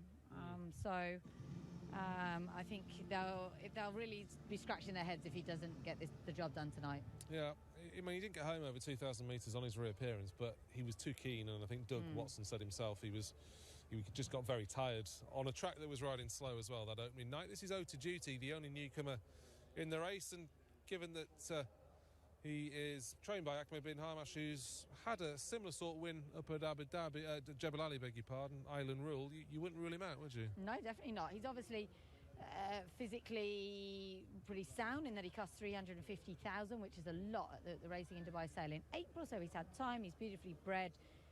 By Dubai, out of her mare called Odolitz, who was a Group 1 winner in the Prix Jean Romanet, around about 8 to 1. I think that's fair. Yeah, she was a good mare for Carl Burke, was Odolitz, and certainly cost a lot of money initially. This is number 3, Poet's Mound, who was runner-up last time in a handicap at Jebel Ali, but was soundly beaten by Lady Snaz, who herself has been beaten since. So the strength of that handicap form is open to debate, and you'd be a little bit disappointed if he were to be good enough to win this maiden, given that he's rated just 60. The positive is that was at least his best run, so he could be getting better, but that is clutching at straws to a degree. Yeah, and he did it from stall 14 as well. It was a bad race though, wasn't it? And as you say, the mare has been well held herself since.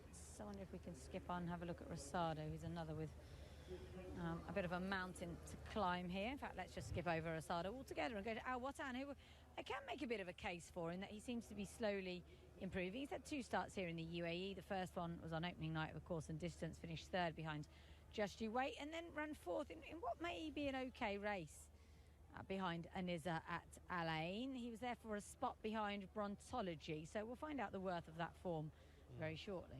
Yeah, they finished in a bit of a heap on that occasion, but it was it's obviously a very similar race over the 2,000 metre trip, so we know he stays, and that was just his 2nd start for the yard. Brontology is behind him, and he made a very encouraging debut at Meydan when 2nd behind Just You Wait. He was no match for that one, but he was learning on the job, and a similar sort of scenario really at Al Ain. He ran in snatches and got going late in the day, may well have won had the race been over slightly further, so he's a horse that's going to stay well out of that good mare Plascock. So there's some certainly excellent pedigrees on show here, as you'd expect, and if stall 10 is not too much of an imposition, then he's one that's certainly open to improvement. I thought it was a great run behind Just You Wait. I kind of put forward that opening night slow track theory, well, your opening night slow track theory, as to maybe why he was beaten at Al Ain. Not beaten far at all though. It was it was quick enough back after obviously a delayed start to his career. Only 3 though, as are quite a few of these, including Indeed Far. It seems like he's been around forever, and he does probably have some of the best form in here, really. And he's 5th behind Panadol in the Albasta Kia, 2nd behind Panadol in his maiden. Maybe this trip will just suit him a little bit better, because he hasn't looked particularly fast. No, he's not necessarily looked all that genuine either. He's got a slightly awkward head carriage and has worn headgear.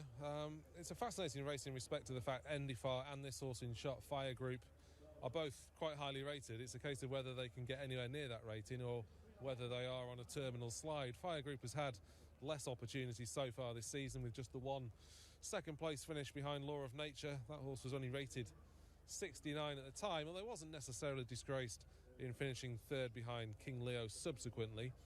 His 4th in the Albasta Kia behind Panadol, though, possibly suggested 2,000 metres is going to stretch him. Yeah, well, I put that to Masaba, and Masaba was like, no, it's an absolutely fine trip for him. But I do think that maybe the 1,400 at Jebel Ali was a bit short, so maybe he wants something in between. We just skipped over Future Vision, who ran a very good race on debut, on local debut here, and then was probably rushed back a little bit too quick in that weak maiden behind Fire Group, I thought. And Knightstown is probably gonna struggle. Was only a graduate of the September sale, wasn't he? Yeah, the run last time wasn't too bad. Sort of plugged on to finish 6th behind Cafu, but it was a a distant sixth and can really land much of a blow. But the longer trip is likely to suit him. But ultimately, you'd feel he's going to be better on the turf going forward. There is Rosado, who's likely to struggle, only beaten one horse home in his 2 starts so far. Very late into the parade ring as well. Yassine Ben Jekyll only just jumped on him now, so might earn them a bit of a reprimand from our stewards. Trophy presentation. Yeah. There we are. That solves that then. I don't know if Mikey can shed any light on why the trophy presentation's been delayed. Something to do with the distances recorded or something? Yeah, there was. I honestly haven't heard anything. I asked around, and everybody just said it just hasn't happened yet. Okay. And I guess that's just the way it goes. Sometimes they get behind on certain things, but when it comes to the race times and the horses coming out, they can't get behind on that. So they allowed the horses to come out, and now they're taking care of it. Whatever the delay was, it seems to be of no bother at all. No, well, Rich and Famous is the confirmed winner as the trophy presentation for the second race has rather belatedly taken place. They are big on their trophy presentations over here, and rightly so. The owners and probably even the trainers and jockeys may deserve some sort of reward as well. Been banging this drum for years. Which they do at most tracks, it should be said. Small tracks can do it. We should be doing it here. There should be trainer and jockey every time. I know that if you win lots of races, you probably don't need another trophy. But for the fans to see the jockeys and the trainers, I think it's very important. Abu Dhabi used to do a voucher for the jockeys, didn't they? LA did as well, yeah. Abu Dhabi do a trophy now, I think. Right. Yeah. I don't think they do a voucher anymore. But it's just a nice thing for the fans and for publicising the sport, I think. Yeah, indeed, and it also means that the jockeys are easily accessible for us to do interviews afterwards. That's also very helpful. There is Hero Doro making his way down to the start, Mikey, and is it a case now of Hero Doro's running out of chances? He has to show what we think is his true worth tonight. No, I do think that he deserves a bit of a chance here to redeem himself. They've tried to distances with him in relatively similar company. I think that they're just putting him where he belongs and hoping his number comes up this time. I don't think there's anything in particular that was wrong with him, other than just not being good enough on the day and not getting the trip he needed. He was a little dull out of the gate, but other than that, there was really not much else. I think the 10 furlongs is fine with him, and maybe fitness-wise in his third race out, he'll be perfect for it. Yeah, I did wonder why they wouldn't have gone to a handicap off a mark of 68, but probably maidens are weaker than handicaps. Yeah, maybe there wasn't a suitable race. I think he has got the credentials to win this. He travelled well enough on his first start, I thought, to prove he's capable of winning a race here. And if he doesn't, he gets a bit of respite anyway, because there's no December sale this year. Yeah. There might be a little bit to be said for the fact that sometimes these maidens produce much higher handicaps than they deserve. Yeah. And they're saving his handicap at this point for seasons to come. Possibly. There is Brontology making his way down. One of 2 horses in this race who can boast illustrious dams. I'm not sure the plan A for Brontology was to end up in an Alain maiden and only finish third, but it wasn't a bad run, Mikey, was it? He was still a little bit babyish this day.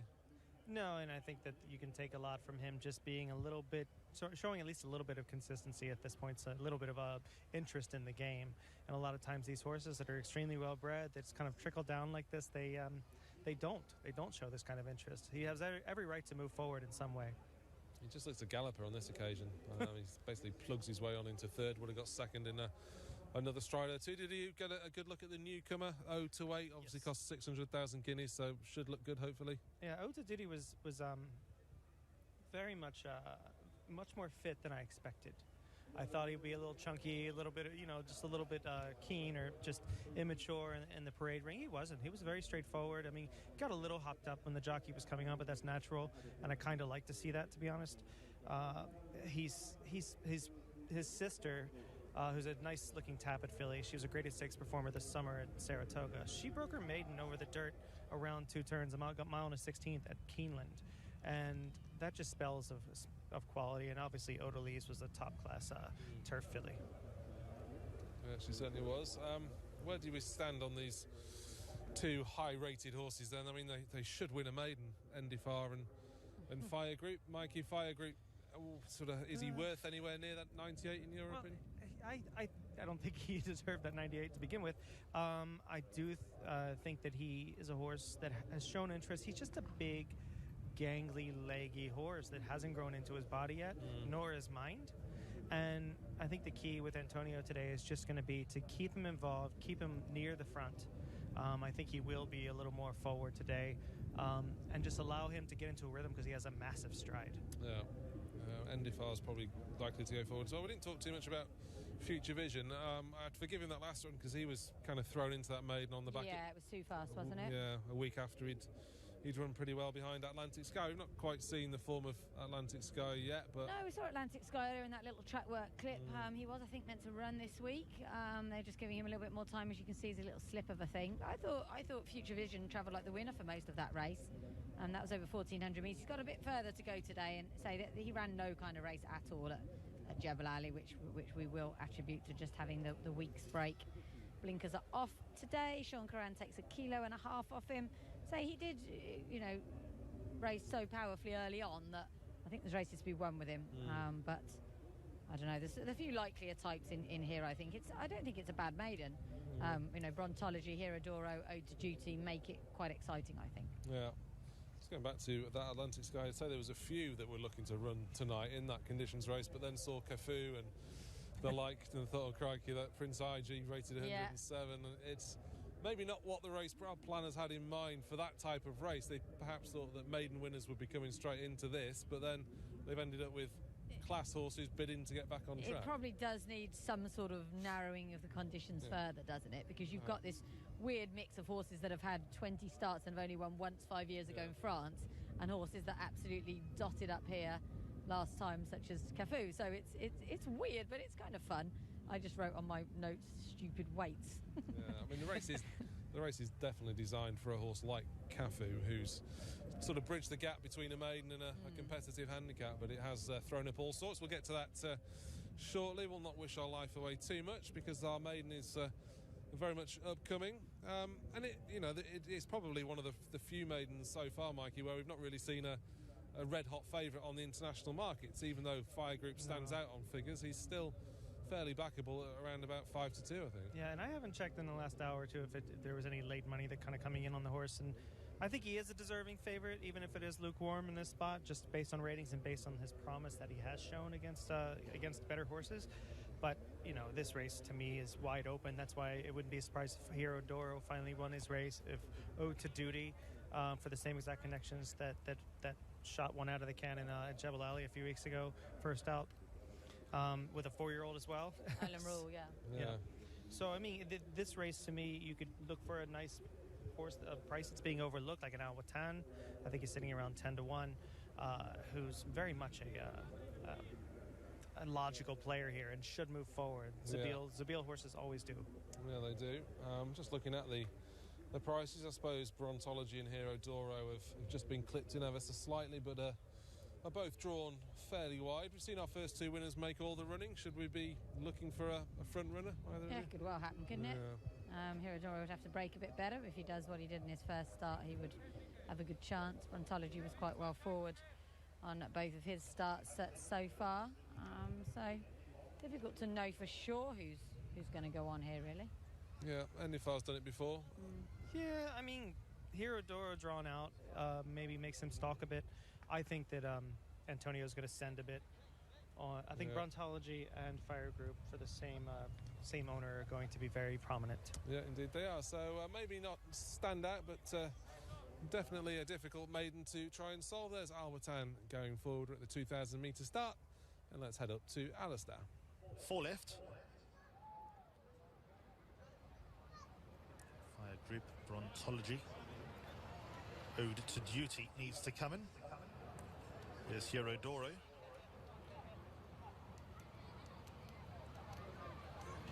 Ode to Duty.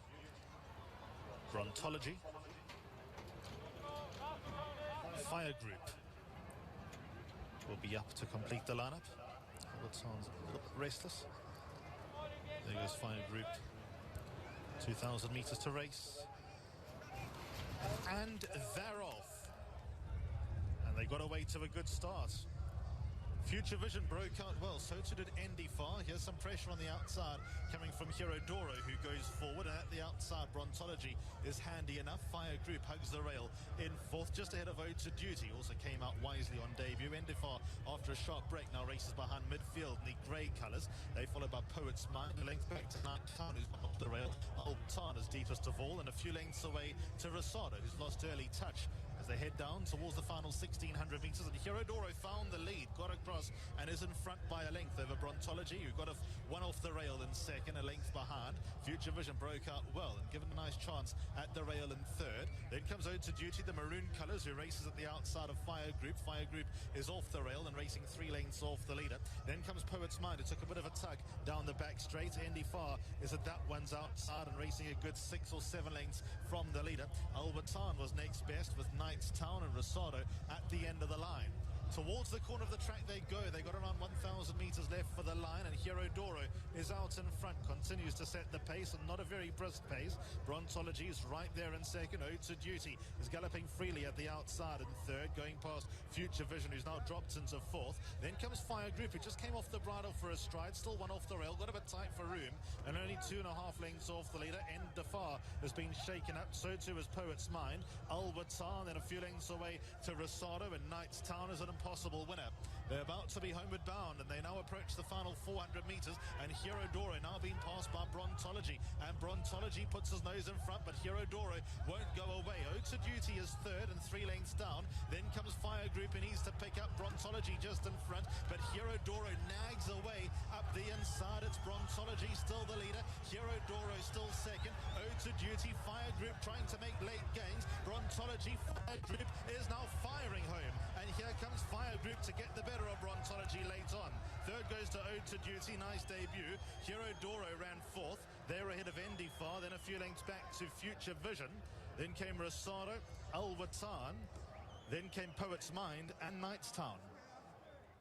Well, a race where the complexion did change late on. The Class Act, the highest rated horse in the field, Fire Group. Not saying he's run anywhere near to his mark of 98, but he's got somewhere close, and that's been good enough to see him victorious. And Mikey, you rather implied that as soon as this horse would get clear daylight on the outside, he'd put that stride to good use, and that's what he's done. Yeah, he didn't have the easiest go of it. He was kind of bumped around a bit on the first turn. He rushed out of the gate a bit. He's a big horse. Took a minute to get going. I thought that it was much more impressive than it looks, just because he really had to work for it. He got a big education today, and he finally was victorious. He looked like a winner, probably with about 150 meters to go, and that's good to see from a horse that has been so close.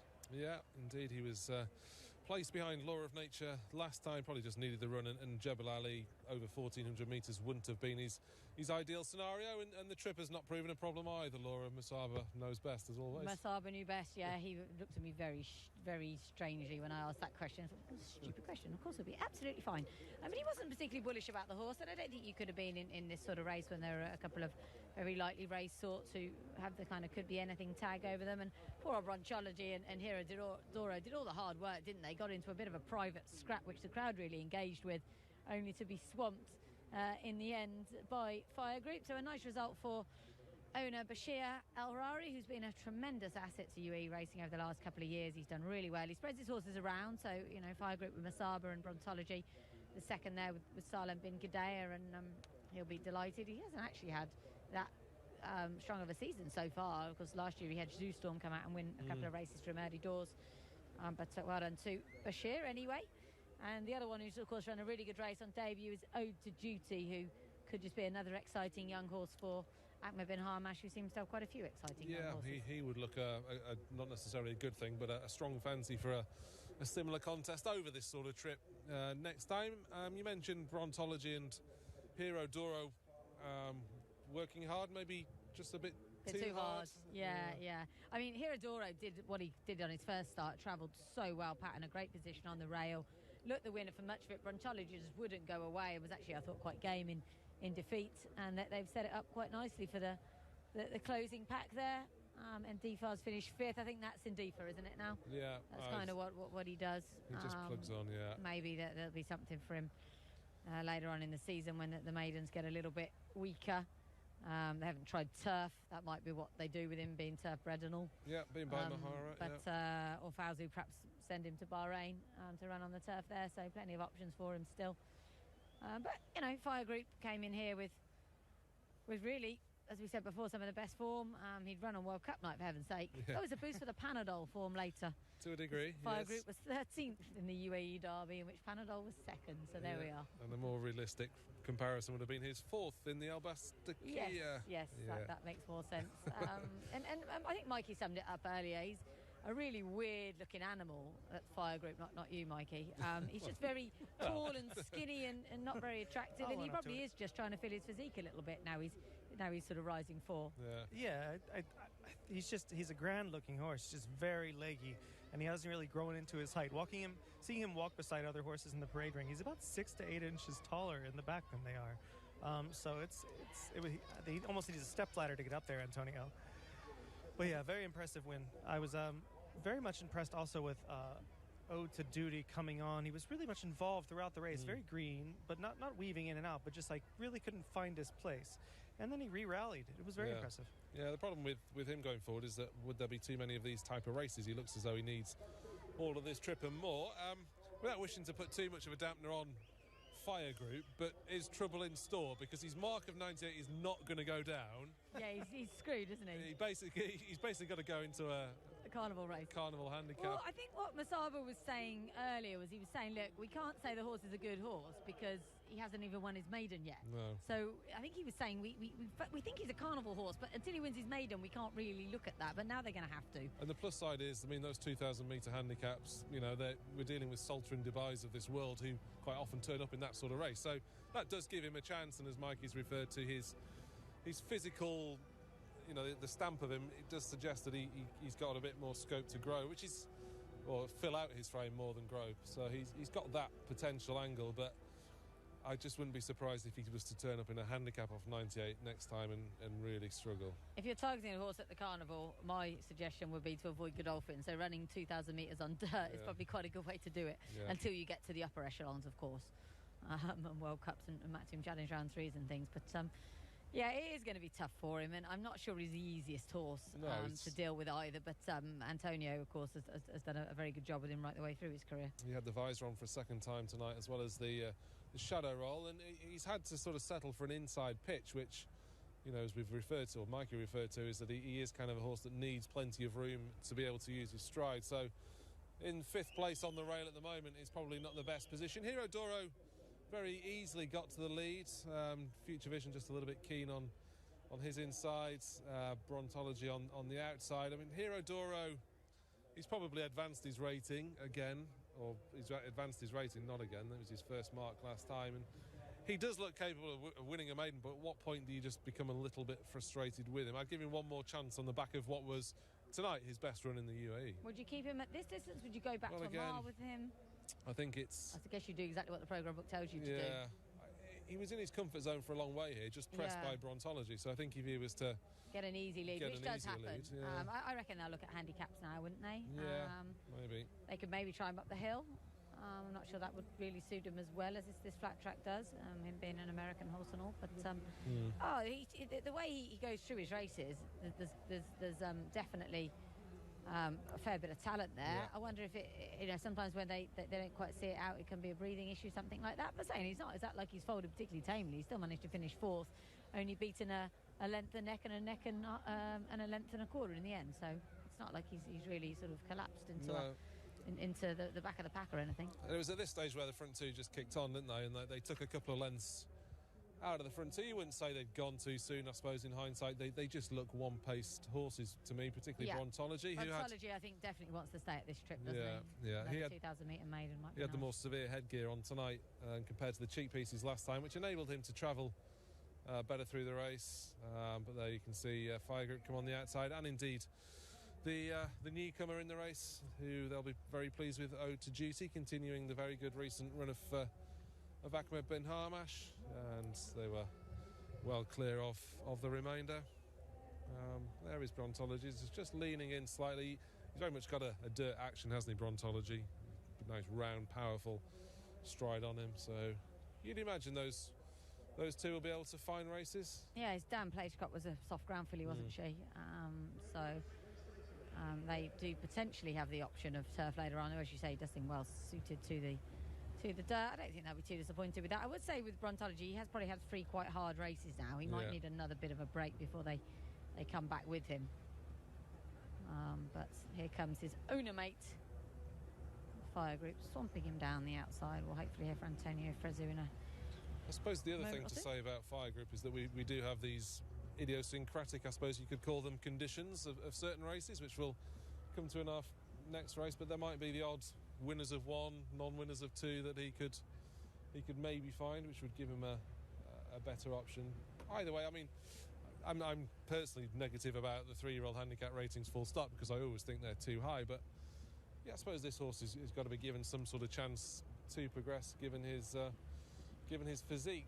I mean, I guess he had to be rated highly, because Panadol got 102 after he won. Yeah. So when this horse went within kind of 7 3/4 lengths of him and then 9 lengths of him, he kind of had to have some sort of decent racing, I suppose.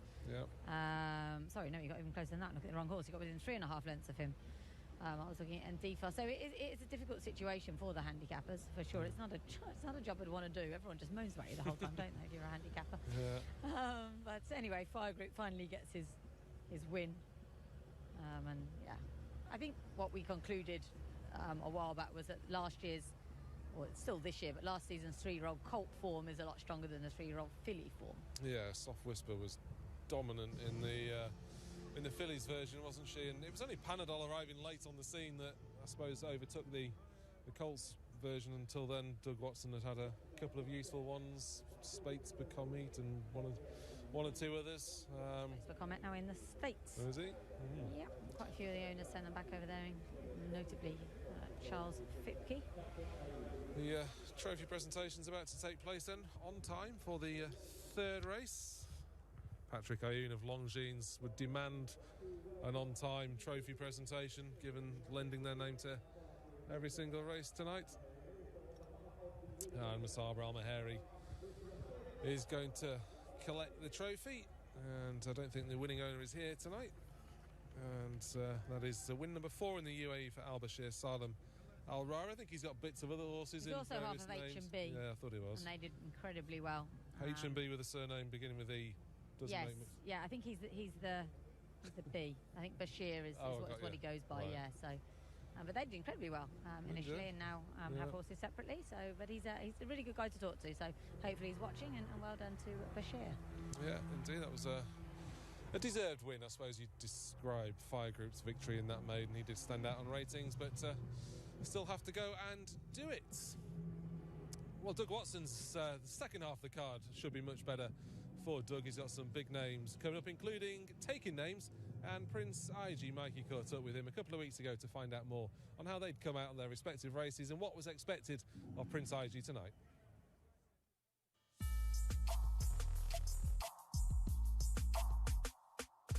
But this is Taking Names, in front by about 5 lengths in the run down to the wire, and Taking Names gets an A+ for his debut.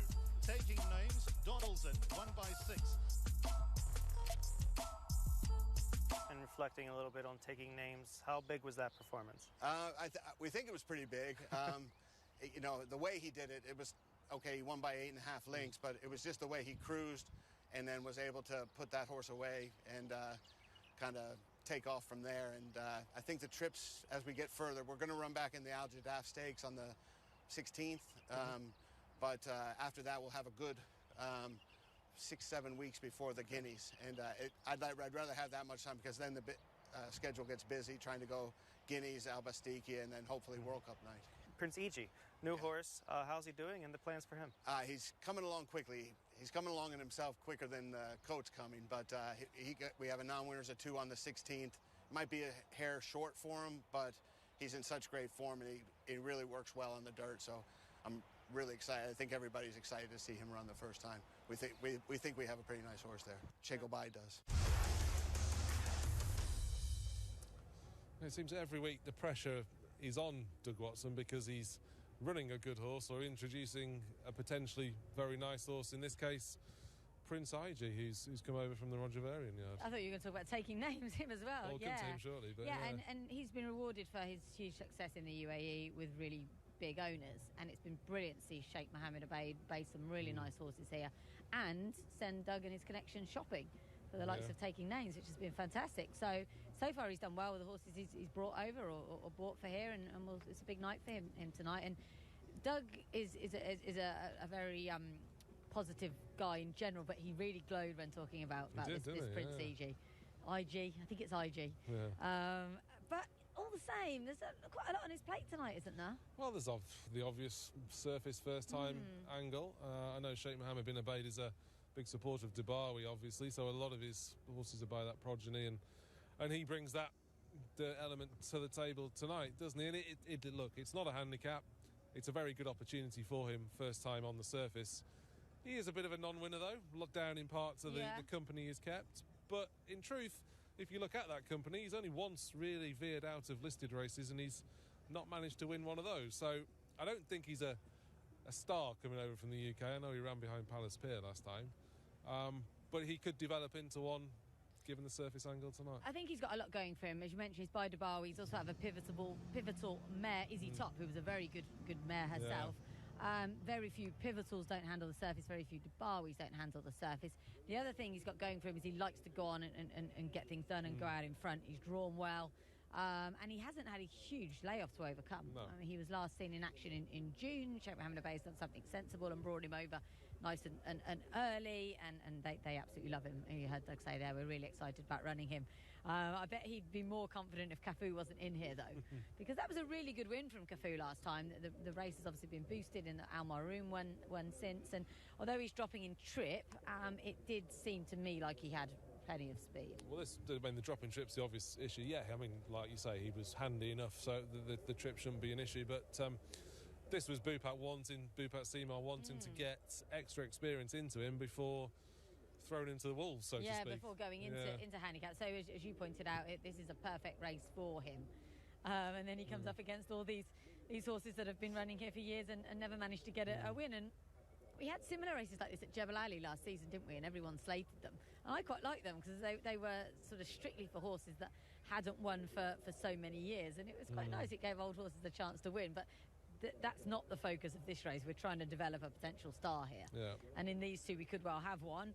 And also Story of Light as well, who kind of blew his handicap mark with a great run last time behind Al Tariq, in which he really battled at Jebel Ali. And the other one I thought was a massive prize and could just upset a few is Montacab. Yeah. Who Masaba was quite keen to talk about in that little interview we showed you earlier on. So he's been a horse who slightly perplexed me as of why on earth is this horse still in your yard? But he's getting better and better slowly. And you never know. If we're talking about experience, he's got plenty of it, and maybe he upsets a few. But really, we're all going to be disappointed if it doesn't go to either Cafu or Prince EG, aren't we? And to put a positive spin on this race, these races take place all the time in England. They're effectively novice events. So winners of maidens are eligible, and maidens are eligible.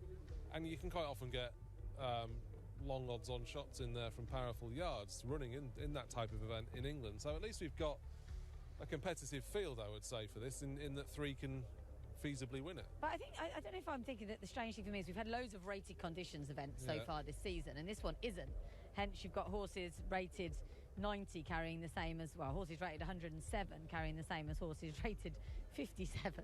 It is a little bit bizarre. Yeah, well, the conditions of this is for horses that haven't won two races, isn't it? So it is just conditions, not rated conditions. Yeah, exactly. Well, hated conditions, as a few trainers tend to call it. They're making their way in. There is one non-runner. Welcome Surprise doesn't go.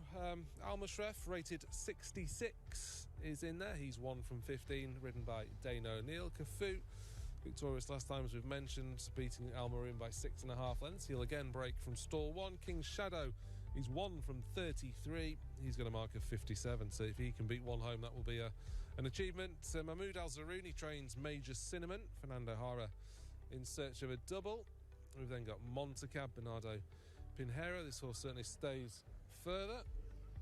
Prince IG will break from stall 3 for Pat Dobbs and Doug Watson. Story of Light, Ray Dawson. Welcome Surprise, as we said, does not go. Then Sheriff Muir and Verder. And again, this race was reopened and 3 horses were put in there late. Verderon being one of them, Sheriff Muir being another, and King's Shadow was the third, who had no plan to run until the race was reopened Tuesday morning at 9:30. So 9 of them do go to post. One of them seemed quite vociferous in the parade ring behind me. Not quite sure which one that was. Well, there was a bit of a confusion as to numbers, and I think one got put in front of the other and had a bit of a say about that. I think I'm Al Mushraf's only fan. I just think he's a nice horse who just has not had things go his way at all. If he stays sound for long enough, he will win a race, but it won't be this one. No. He trains, as you saw in that little clip earlier, he kind of trains on his own. I think he's just very, very keen in the mornings. And dropping in trip won't necessarily be a problem for him. He'll go off in front, maybe hangs on for something, but Stretch to see him winning it off. Yeah, he's obviously handicap mark-wise got quite a bit to find with some of the principles in this. He's the mount of Dane O'Neill. Musaba Al-Maher, he's got 2 or 3 in this race, but he'll just be looking to pick up a bit of prize money. Of course, prize money all the way down to 5th place, and in pattern races 6th place here in the UAE. So plenty of chances to try and bag something. Hopefully can move on to number 2, because Al Mushraf, as we've already alluded to, is one of the least likelier winners in this. There is Cafu. He looks a big galloping sort, which therefore raises the question of him dropping back to 1,400 metres, but in a race that's likely to open up quite soon in respect of the fact that there'll be a few quite outpaced early on. And as you say, he did have the speed to hold his position, didn't he? Yeah, he's drawn the rail again, which is going to help. It was plain sailing last time, wasn't it, for Tig? In what was, as we said, a reasonably competitive maiden. Al Maroon, the filly, came out and won last week. I just written on my notes that the second trip isn't ideal. He's by Curlin out of Blind Luck, who was a multiple Grade 1 winner in the States. He's one of the best bred horses in the country, and I think he has every chance of going in again. He does. King Shadow, he's only rated 57. A 7-year-old who is 1 from 33. His one start this season came in a handicap at Alain, where he could only finish midfield behind Tupui. That basically gives him no chance whatsoever. His turf mark is at least higher. 70 odd he's rated on the grass, but realistically here he will struggle to beat one home. Sean Curran takes off the 1.5 kilos, but probably needs 55, 56 kilos off to be winning this. Not even sure he'd win running loose, to be honest. He's got a win in the UAE, Jebel Ali, November 2019. Major Cinnamon won 2 starts ago, a back-end maiden here, beating Ajmal. That was over the 1,200 metres. I thought he ran a bit better on his debut for Mahmoud Al-Zaruni. He did not. He was beaten a distance behind Gentar Bellini, a form that actually probably looks a bit better now, and that Gentar Bellini lines up in the Creek Mile later on. Been given quite a long time since that run, which is interesting. I'd say Mahmoud Al-Zaruni has a better chance with his runner later on the card, Addicted to Chaos. Yeah, it's interesting. Mahmoud Al-Zaruni had those 2 runners on 4th of November, and these are his first starters since. Suggesting he wasn't happy with those first 2 runners. Yes, and they didn't run very well, so I don't blame him. Yeah, indeed. This is Montacab then, who is another one lower down on the ratings, mark of just 65, but he wasn't totally disgraced behind Sendi last time, just last week. In fact, that was over a mile. He's the sort of horse that just sticks to his task. Did finish 2nd at Jebel Ali on his final start last year, having his 3rd outing of the campaign now, but in truth not good enough. And this horse, in theory, should be the class act. He's such a nice-looking horse. His only win, as you pointed out, he is only a one-time winner, obviously, or he wouldn't be in this race. That came at Ascot on his debut with Roger Varian, as we've mentioned, and he was very keen when he ran in the Queen Anne at Royal Ascot behind Palace Beer, and therefore paid the price for that and dropped out quite tamely, finished last. But look, even Palace Beer's a champion miler, so no disgrace there. I think we could probably better judge him on his listed 2nd over 1,600 metres behind Oh This Is Us, who is a Carnival winner and actually nominated for this year's Carnival as well. I think the exciting thing about him is Doug's excitement about him. Yeah, and he's obviously got the pedigree to back it up. We bypass Story of Light, we'll definitely come back to, because he's one of the trio with a strong chance in this. Sheriff Muir less so. He was well behind Discovery Island in a maiden here just last week. He was rated 72 going into that. The handicapper felt it was a poor run and dropped into 65. As a result, Visor off, tongue tie off, but that will need to make a huge difference. And Verderon, first start for the yards, first start for Nasir Asker, had 2 outings in France for Andre Farr, but made no real impression and cost just 50,000 dirhams at the September Racing in Dubai sale. I guess they've just seen this as a decent opportunity to get him out and find out where they are with him, really. Yeah, which is weird because it's not a particularly winnable race with No. Cafu and Prince IG in there. So, yeah, as you say, they'll get him fitter anyway, won't they? And we're yet to have a winner, I think, from that September sale. It's still early enough for them to be running. Let's revisit Story of Light then, because we passed over him. He's had 2 starts this season. I mean, his first, when he finished third behind Aberbil, I felt he made his move too soon and got swamped by 2 who came from further back. And then splitting Al Tariq and Kazim last time, they were both higher rated horses, hence why he jumped up the handicap list to a mark of 103. I don't think it necessarily flatters him, though. It's only his 8th career start, and I suppose he's got the different dirt to contend with tonight, might be an issue. Yeah, which is a minor worry. He's by Dark Angel. Most of those handle this dirt, and his dam is by Exceed Excel, who's a sire I love because I think his progeny pretty much go on anything. So while he's not out and out dirt bred, he's got every chance of going on this slightly different surface. And what I loved about him at Jebel last time was his tenacity. Al Tariq's a Group 3 horse, and he really made him work hard. He deserved every bit of that £8 ratings hike, but that has rather kind of forced them into a better grade of race. So we'll find out more about him tonight. But it's hard not to have him as kind of clear third pick, isn't it? Oh yeah, definitely. His first pick. Well, I picked him purely on the fact that he was fit, proven on the surface, good run behind split two classy horses last time, and possibly just had a bit less to prove. We still don't really know how good Cafu can be on the back of just a maiden win. And then Prince IG, there's sort of 1 or 2 half-baked theories I've come up with him. I mean, if you look at his pedigree, some of his illustrious relatives didn't progress at all, did they? They all sold for a fortune, haven't they, the Izzy Tops? They did. Willie John, 2 point something. This horse cost 2.6. Dreamfield was another that ended up ran in the Godolphin Blue, but they both became disappointing and injury prone. I was going to say a little fragile. Yeah, that's a good point. My other question with him, and Mikey can probably tell us a bit more. He's got a bit warm in the parade ring, Prince E.G. I noticed Noel is walking around with him as well. I think that's just might be a bit of an optical illusion. He's not clipped, and Doug is adamant about not doing that, and just letting him be a little bit natural. And I just think that he's naturally showing a little bit of warmth. I don't really see it as a negative. I mean, it's not like usually I just look at their expression, whether or not they look a little bit frantic in any way, and he looks fine.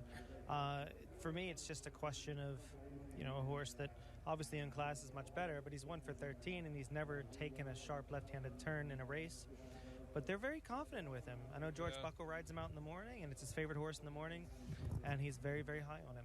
Yeah, I mean, he's certainly the highest rated in here. Just going back to a few horses, maybe at this time of year they do carry a bit of a winter coat. There's been quite a notable drop in temperatures, which some of the horses would feel first thing in the morning. I was just sitting here thinking I could maybe take my coat off. It's not that cold. It isn't tonight, but it was freezing the other morning. By freezing I mean 14 degrees, and that was at about 5 o'clock.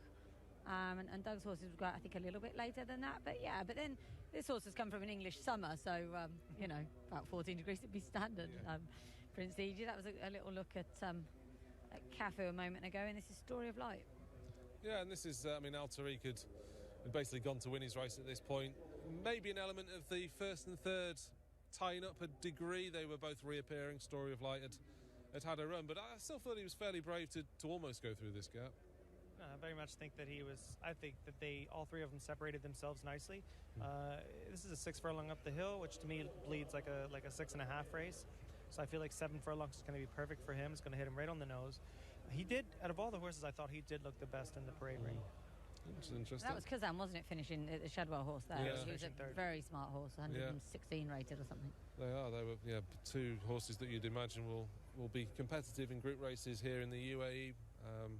Certainly Al Tariq will have the Jebel Ali Sprint on his mind again, and the Shaheen later on. This is a Story of Light then making his way out, and we shouldn't forget he was a good horse as well for Charlie Appleby. Wasn't beaten too far by Bella Fever here early 2020, Platinum Star as well, so his turf form was strong. Probably just sort of a horse Charlie Appleby felt he was never really going to be much better than 105 maybe, which is not far off where he is at now, and that's the sort of horse that he can quite happily get rid of. Yeah, it'd be nice to be Charlie, wouldn't it, some days?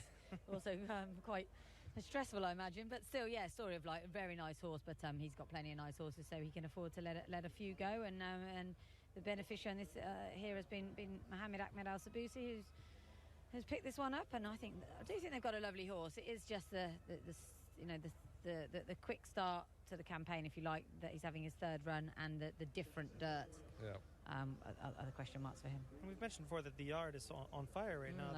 It's not that they're winning every race they're in, but they're running well in every race. Yeah. It seems.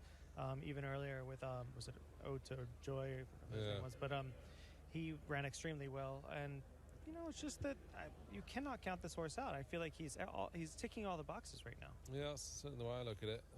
And the good thing with the yard as well, they're running well back to back. It's not symptomatic of a yard struggling. Can be one good run, an inconsistency, but that's definitely not been the case this season. Tactically, Mikey, are you expecting Prince IG to be ridden quite positively and maybe take that element of the kickback out of the equation? Yeah, I'd be shocked if he, you know, from post 3, I mean, I think they would prefer a little bit farther out, just so that he could sit in the 2 and 3 path just out of the kickback following the speed. But if he has to go, then I think he will.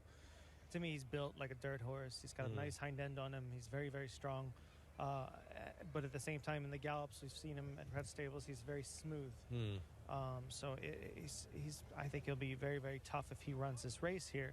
But I also hearken back to Canvas, and it took him a couple races for the same exact connections, came in here in a very similar way to get his feet under him, and then he became a bit of a monster. And now he's you know, considered one of the best, if not the best sprinter here. So yeah, I wouldn't be shocked if he lost, and I wouldn't be shocked if he won. I would go against him with Story of Light in here, just because all of the things I mentioned before. Yeah, I'm sort of in that boat, and against Cafu on the lack of experience angle, and we just don't quite know what that maiden form's worth, really. Yeah, and I don't really have a lot of respect for the horses that he beat. So, and I mean, it's just I feel like this is a horse that, you know, he's. Cafu, I don't know how good he is. I think if they were really confident in his ability, they wouldn't have needed another race under him. They really would have progressed with him into sort of a tougher race. Maybe there is this for lack of options. Yeah. But at the same time, I mean, a Curlin staying at 7 furlongs just not, you know, go well with me. Out of a blind luck mare, this horse should just start running at 9 furlongs. And this Bupat Seymour basically conceded that when he was on our program. Yeah, I think the horse could get out in front and stay there, though. Yeah. Especially from 1. Tiger will be aggressive. He knows he stays further. Away we go. Come and catch me.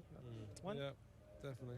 Real quick, one that I thought was very impressive in the prelims here was Verderon, who's sitting at a 33-to-1-ish type shot. But just very, very impressive individual who is apparently galloping very well in the mornings. And Antonio's on him and not Montecap as well, which is a vote of confidence for Verderon, or a real slammer for Montecap anyway. Yeah. This horse cost, and Sheriff Muir. Cost 500,000 initially as a yearling, so obviously he was something to look at. He was apprentice ridden in both his starts in France for Andre Fabre, suggesting he'd not shown a great deal to them at home, but new surroundings could well spark him up, and we don't get too many ex-Andre Fabre now going through the sale, do we? No, but the ones that do, the ones that have come here over the years have been pretty decent by and large. African Story and that. This horse actually ran behind Rickler, who's quite a good horse in an allowance race in France. Only in May as well, so he's got time on his side. The other thing as well is pedigree's not really very dirt conducive, is it? Lope de Vega out of a Sir Percy mare. No, he looks more of a turf sort. So a fascinating 3-match, you know, 3 horses in here within definite chance, I would say. There's one of them, Prince IG, going forward. It seems like Mikey and I with Story of Light, and you're with... Oh, I've got to stick with Cafu. Cafu. Hasn't done anything wrong, has he? Which means Prince IG makes all. Over to you, Alistair. Off the field then. Verderon now coming up. Major Cinnamon, El Mushrif, Story of Light.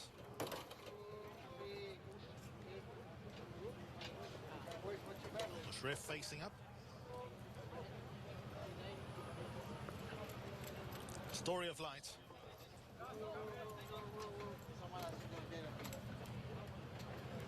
$1,400 meters to cover. Gates are back, and they're racing. Cafu tries to hold position after a tardy start. Prince IG, on the other hand, got an absolute flyer scoots off to the early lead, about half a length in front. There's pressure coming from Major Cinnamon, who busts through to get up handy. Then comes Verderon, who hustles at the outside. Sheriff Muir just off them. Prince Aiji now got something against him. Then comes Story of Light. Cafu against the inside rail was able to retain a reasonable position in the yellow sleeves and the blue cap. Then comes Sheriff Muir. Al-Mushref is at their outside. Then we go a few lengths away to King Shadow, who's been rousted along, and Monte Cab is racing at the end of the field and racing a good 10 lengths off the leader, and they've taken the first turn towards the final 700 meters. So the leader now is Prince Aiji. Prince Aiji came back as Major Cinnamon folded up front, and Cafu is on the heels of Prince Aiji. Then a few lengths away to Story of Light, who's out in third. The others seem beaten off, with Major Cinnamon racing away in fourth. Then 2 lengths away to Verderon. Prince Aiji against the inside rail, and Cafu are about 5 lengths in front of Story of Light, who races away in third. Further back then to Monte Cab. Prince Aiji in front by a length. Cafu continues to nag away at the outside. Then about 10 lengths back to Story of Light. Well, this finish was worth the entrance fee. It's Cafu and it's Prince Aiji. Cafu nearest us. Prince Aiji in a huge battle. Cafu grabbing the upper hand, and Cafu won. Cafu, Prince Aiji. Then came Story of Light, Monte Cab. They were ahead of Sheriff Muir. Verderon was next. Then came King Shadow, Major Cinnamon, and Al-Mushref.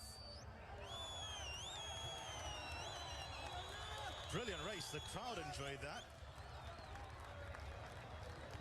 I think everyone enjoyed that. Let's get back in. Cafu and Prince Aiji. I thought Cafu stuck his head down. Cafu's got the advantage. Great finish. And Cafu wins. Brilliant race. Right, Cafu decisions. What races? Can take your pick now. Pick your plums. Tag O'Shea guide them to because of Sheikh Mohammed bin Khalifa Al Maktoum. That was out of top draw. Well, it certainly was a thrilling finish. The result not yet official, but Cafu, now it is official, Cafu has bagged it near side. Horse number 2, Tiger O'Shea, with what I thought was a very good ride, because he obviously mindful of the fact this horse was dropping in trip. Prince Aiji didn't want him to have too easy in the lead out in front, and I suppose given that stamina we knew he had, he always looked as though he was just about going to edge it, although to be fair to Prince Aiji, he really did battle back well on the rail. Oh, they've got a proper horse there, haven't they, in Prince Aiji? He's a really exciting horse, and I totally get why they were so high on him beforehand. That was a mighty dirt debut, and you'd fancy him to reverse the form if these horses ever meet under similar conditions, which they won't, I wouldn't have thought, because we saw there that Cafu kind of needed this. That was a really hard race as well for both of them. A brilliant race, very hard to split. It'll be a nose, I think, in the end. And 2 really exciting horses, but they haven't done much for Cafu's handicap mark there. No, they haven't. It's going to go up to 100 and something, isn't it? 108, you'd imagine, having beaten him in nose. Fair to say, neither of these horses would have really looked out of place in the Creek Mile, Mikey, would they? Yeah, that was very impressive. I'll eat my words on that gladly, because that was a really good horse race to watch. Yeah. I will say, right, your Story of Light was only 13 and a half. He was only 13 and a half back, just a whisper away. I thought that Cafu here just was indicative of a lot of Curlins. They're really tough in the battle, just like him. The really good ones are. They're gritty, and that natural stamina at 7 furlongs right at the end, it really came handy. I think we'll see a part of the race which was quite crucial in the outcome in the end, and that was Tiger O'Shea latching onto the backside of Prince Aiji. We'll hopefully pick that up in the replay, but neither horse has done anything wrong here. I suppose you could argue Prince Aiji might just come on for the run, his first since June. Cafu certainly didn't lack for experience, did he? He just looks really, really tough and genuine, doesn't he? I mean, as Bupat told us, I think you interviewed him when Cafu won the last time, he came from Bob Baffert. He would have had a lot of gate schooling and all the rest of it, and they do get them kind of very streetwise over in the States, and you know, he was 3 when he made his debut. He'd have done plenty of gate schooling here. They always bring them here to paddock school. He'd gallop round here, everything they could to have him ready for that debut, and I thought that was a very, very tough performance. 28 days would have helped, and both horses, as I said, are probably going to need a month now, because that was pretty stamina sapping, that last furlong. And he will have a month until the first round of the Maktoum Challenge, which has to be the target now. Yeah, I suppose so. I mean, personally, I'd swerve that if I could. Every horse under the sun is going for that race. They are. It's going to be amazing. You've got Secret Ambition, Salute the Soldier. Whoever finishes first, second, third, Whoever and finishes fourth first, second, yeah. There's Blown loads by of- Wind, is he still around? Blown by Wind might still be around. Hypothetical. Hypothetical. Mashakal, one of the Sintra horses. Yeah. It's going to be the race of the season, possibly. So, Rebels Romance is going to start somewhere as well. yeah, that's true. Yeah, if I was the connections of Cafu, I'd be looking for something a bit easier. We've got a really good atmosphere tonight in the Parade Ring Lounge, and it seems to be some sort of corporate party. Some sort of free bar. Yeah, maybe. And also the public enclosure are really giving the jockeys a great welcome back tonight. I think possibly because we've had a few pick six favourites come in, but they love Mikel Barcelona earlier as well. They love an unbeaten horse as well, don't they? Think back to Cafu, Rich and Famous, similar. You know, 2 in a row for both, I suppose. Yeah. Thinking back to when North America went on his roll, just every time he came back in as well, they were going ballistic. Time there, 1:23.94, just over a second slower than the official track record, held by Golden Goal. Yeah, Golden Goal. So yeah, this horse, as long as this race hasn't left a mark, we have to be pretty excited about his prospects going forward, don't we? It's been a while, it feels like a while since we've had a young local horse that's potentially been, you know, very good. Hameen? Thoroughbreds. Thoroughbreds, yeah, it is. And we can't really say he's homegrown because obviously he came from the States with incredible pedigree and backing, but all the same. He wasn't great away, wasn't great away. So I said earlier on, maybe he goes out in front, but actually, if you look, see Prince Eiji there got shoved over as well. Yeah. It was a bit of a messy start for several of them. And you can see the position Story of Light has got now, which is where Ray Dawson wanted to be, but we'll just keep a track on what Tig does here, because I just wonder whether Major Cinnamon gets in the way of Story of Light. Look, he's been hammered 13.5 lengths. It's not made a difference, but I think Tig O'Shea's tactical awareness in the race has made a huge difference. It's probably just about here where he starts to kick up on the inside of Story of Light, and that will make a big difference to the outcome. What I thought was clever is Just that he there. was, and he was very alive to Pat travelling so well and made sure he went with him every step of the way. Exactly, and that's when Story of Light lost his race to a degree. I mean, he wasn't going to win, but there we go. These are the two that then dominate from here on in. Prince Eiji travelling best at this time, but we kind of thought that might be the case given Cafu's stamina for further. I thought he might stop a little bit quicker, to be honest, Prince Eiji, just bearing in mind the layoff. And that if Doug thinks he's such a nice horse, he might well be kept a little bit to work on for later on in the season. Not a bit of it. The horse has just run an absolutely fantastic race for his local debut. He's tremendously exciting. They're both really exciting. I suspect they'll go their separate ways now, but you never know. Yeah, interesting. You think they'll go different ways? In what respect? I mean, they're both... I just think Cafu will go further. Further than the mile. We can probably hear more now from his trainer, Bupat Sima. We'll find out a bit more hopefully shortly. Very impressive. Second race, second win. Yes, he's a properly nice horse, and he would have learnt a lot from the first race, and he had to do it all the hard way today. He missed a break, got some kickback. Obviously, Ty gave him a brilliant ride, and he's a proper racehorse. And I have to say, we thank very much to Sheikh Mohammed bin Khalifa for supporting us and giving us such a wonderful horse. You know, he's obviously comes in here with a very, very, very high pedigree. And was there any pressure there when you got him just to get him into the right races? You know, there's always pressure when you've got a nice horse in your hand. You know, the only thing you really think is that you don't want to get in their way.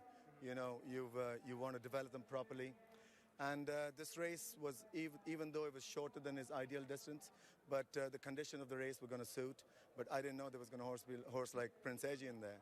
And, you know, I think this was the best horse race probably we've seen all season. And where do you go from here? That's a good question. We're going to go back. We're going to talk to the connections. We're going to look at the horse, and hopefully we'll make the right decision.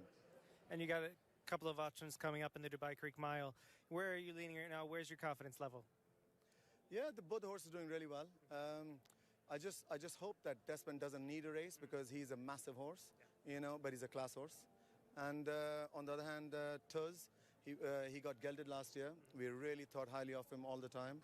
Last year he was, you know, from his 3-year-old season, he became a 4-year-old, and you know, he was running against older horses with You know, he had barely any experience really, and he ended up still running some decent races.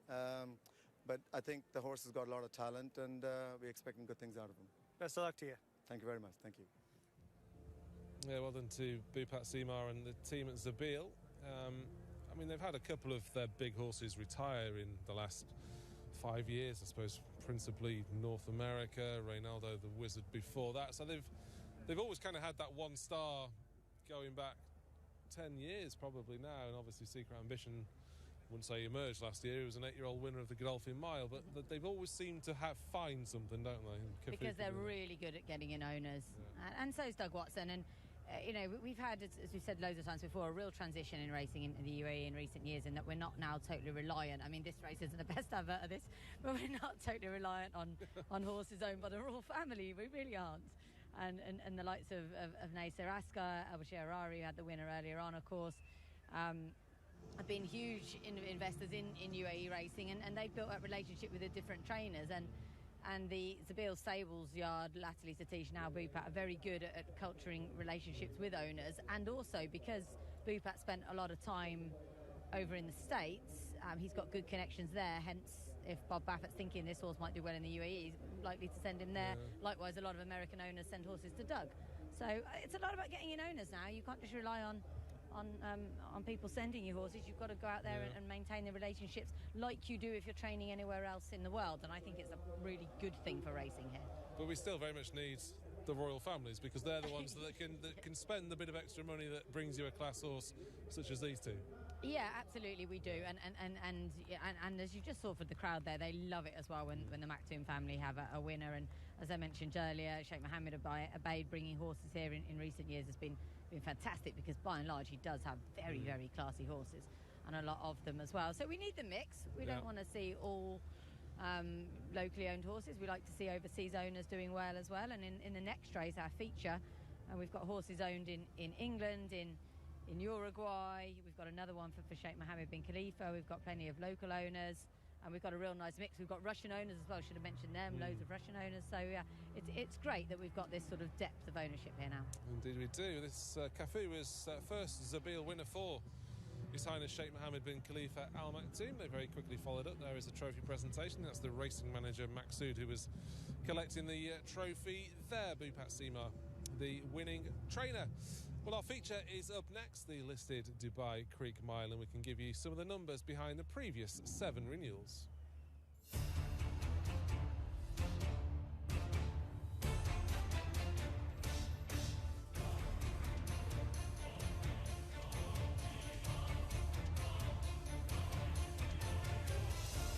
Heavy Metal, for the first time out in the new season, is going to absolutely jog up. Heavy Metal wins by 4 ease down. Richard Mullen asked for the supreme effort. Surfer wears down a noble friend. Surfer on the outside takes the lead. 50 metres left to go. He's forging clear, and Surfer will win.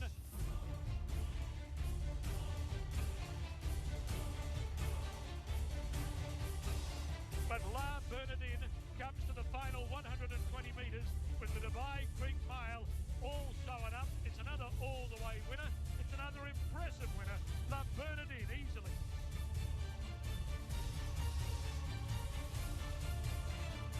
Secret Ambition in front of Radani and Kimber on the outer. It's Secret Ambition giving plenty. Radani, Kimber make one last lunge, but Secret Ambition top right by Tiger O'Shea, and Secret Ambition wins it by a length on Kimber.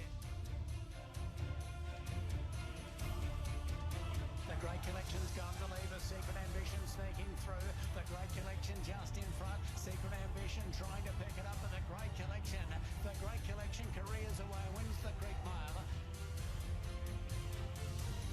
Fitzgerald had raced up, had gone past Cool Cowboy, then Footbridge and La Bernardine on the outside, but Fitzgerald is coming right away over the concluding stages and will run out a big, big winner of the Dubai Creek Mile.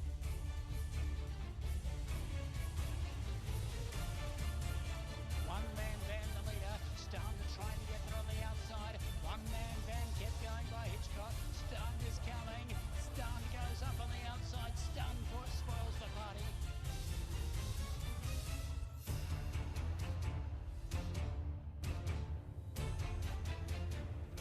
listed race now since 2014, sorry, for the last 7 years, and you do look back and you see the horses that have won and wonder maybe why it's not a higher grade of race. The only reason I can think is that maybe they didn't want horses carrying penalties into the carnival, but then Mactoon Challenge round 1 is a Group 2 anyway. So yeah, it could go Group 3, no bother. At least, really deserves to. If you look at the ratings, I think it would stack up high enough. Yeah, I think it certainly deserves to, as you say, on the strength of the previous ones. Even without what happens tonight, it should well be good enough. We've got a Grade 1 winner in here. In Ajuste Fiscal, we've got Midnight Sands, who's rated 110. These are horses we saw on World Cup night.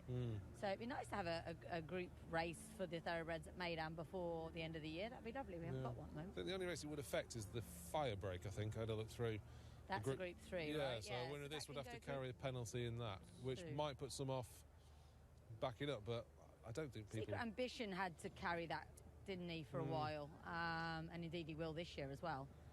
Although not in Mactoon Challenge round 1, because that's a Group 2 as well, and of course Godolphin Miles still a Group 2. But I think you could upgrade this and not worry too much about the winner suffering later on. I think you can basically write your own conditions anyway and just abandon penalties, which some people would be, you know, would then you want to see Godolphin's Group 1 winners, for example, then turning up in a Group 2. You'd have to have some sort of level on it, but you could basically say in the fire break, no Group 3 penalties apply. Well, they do that to some extent, don't they? I think in some of the this race to a degree. Yeah, in a carnival, you can win, let's say the Balanchine, and then turn up in the Balanchine the next year without a penalty because the penalty kind of expires.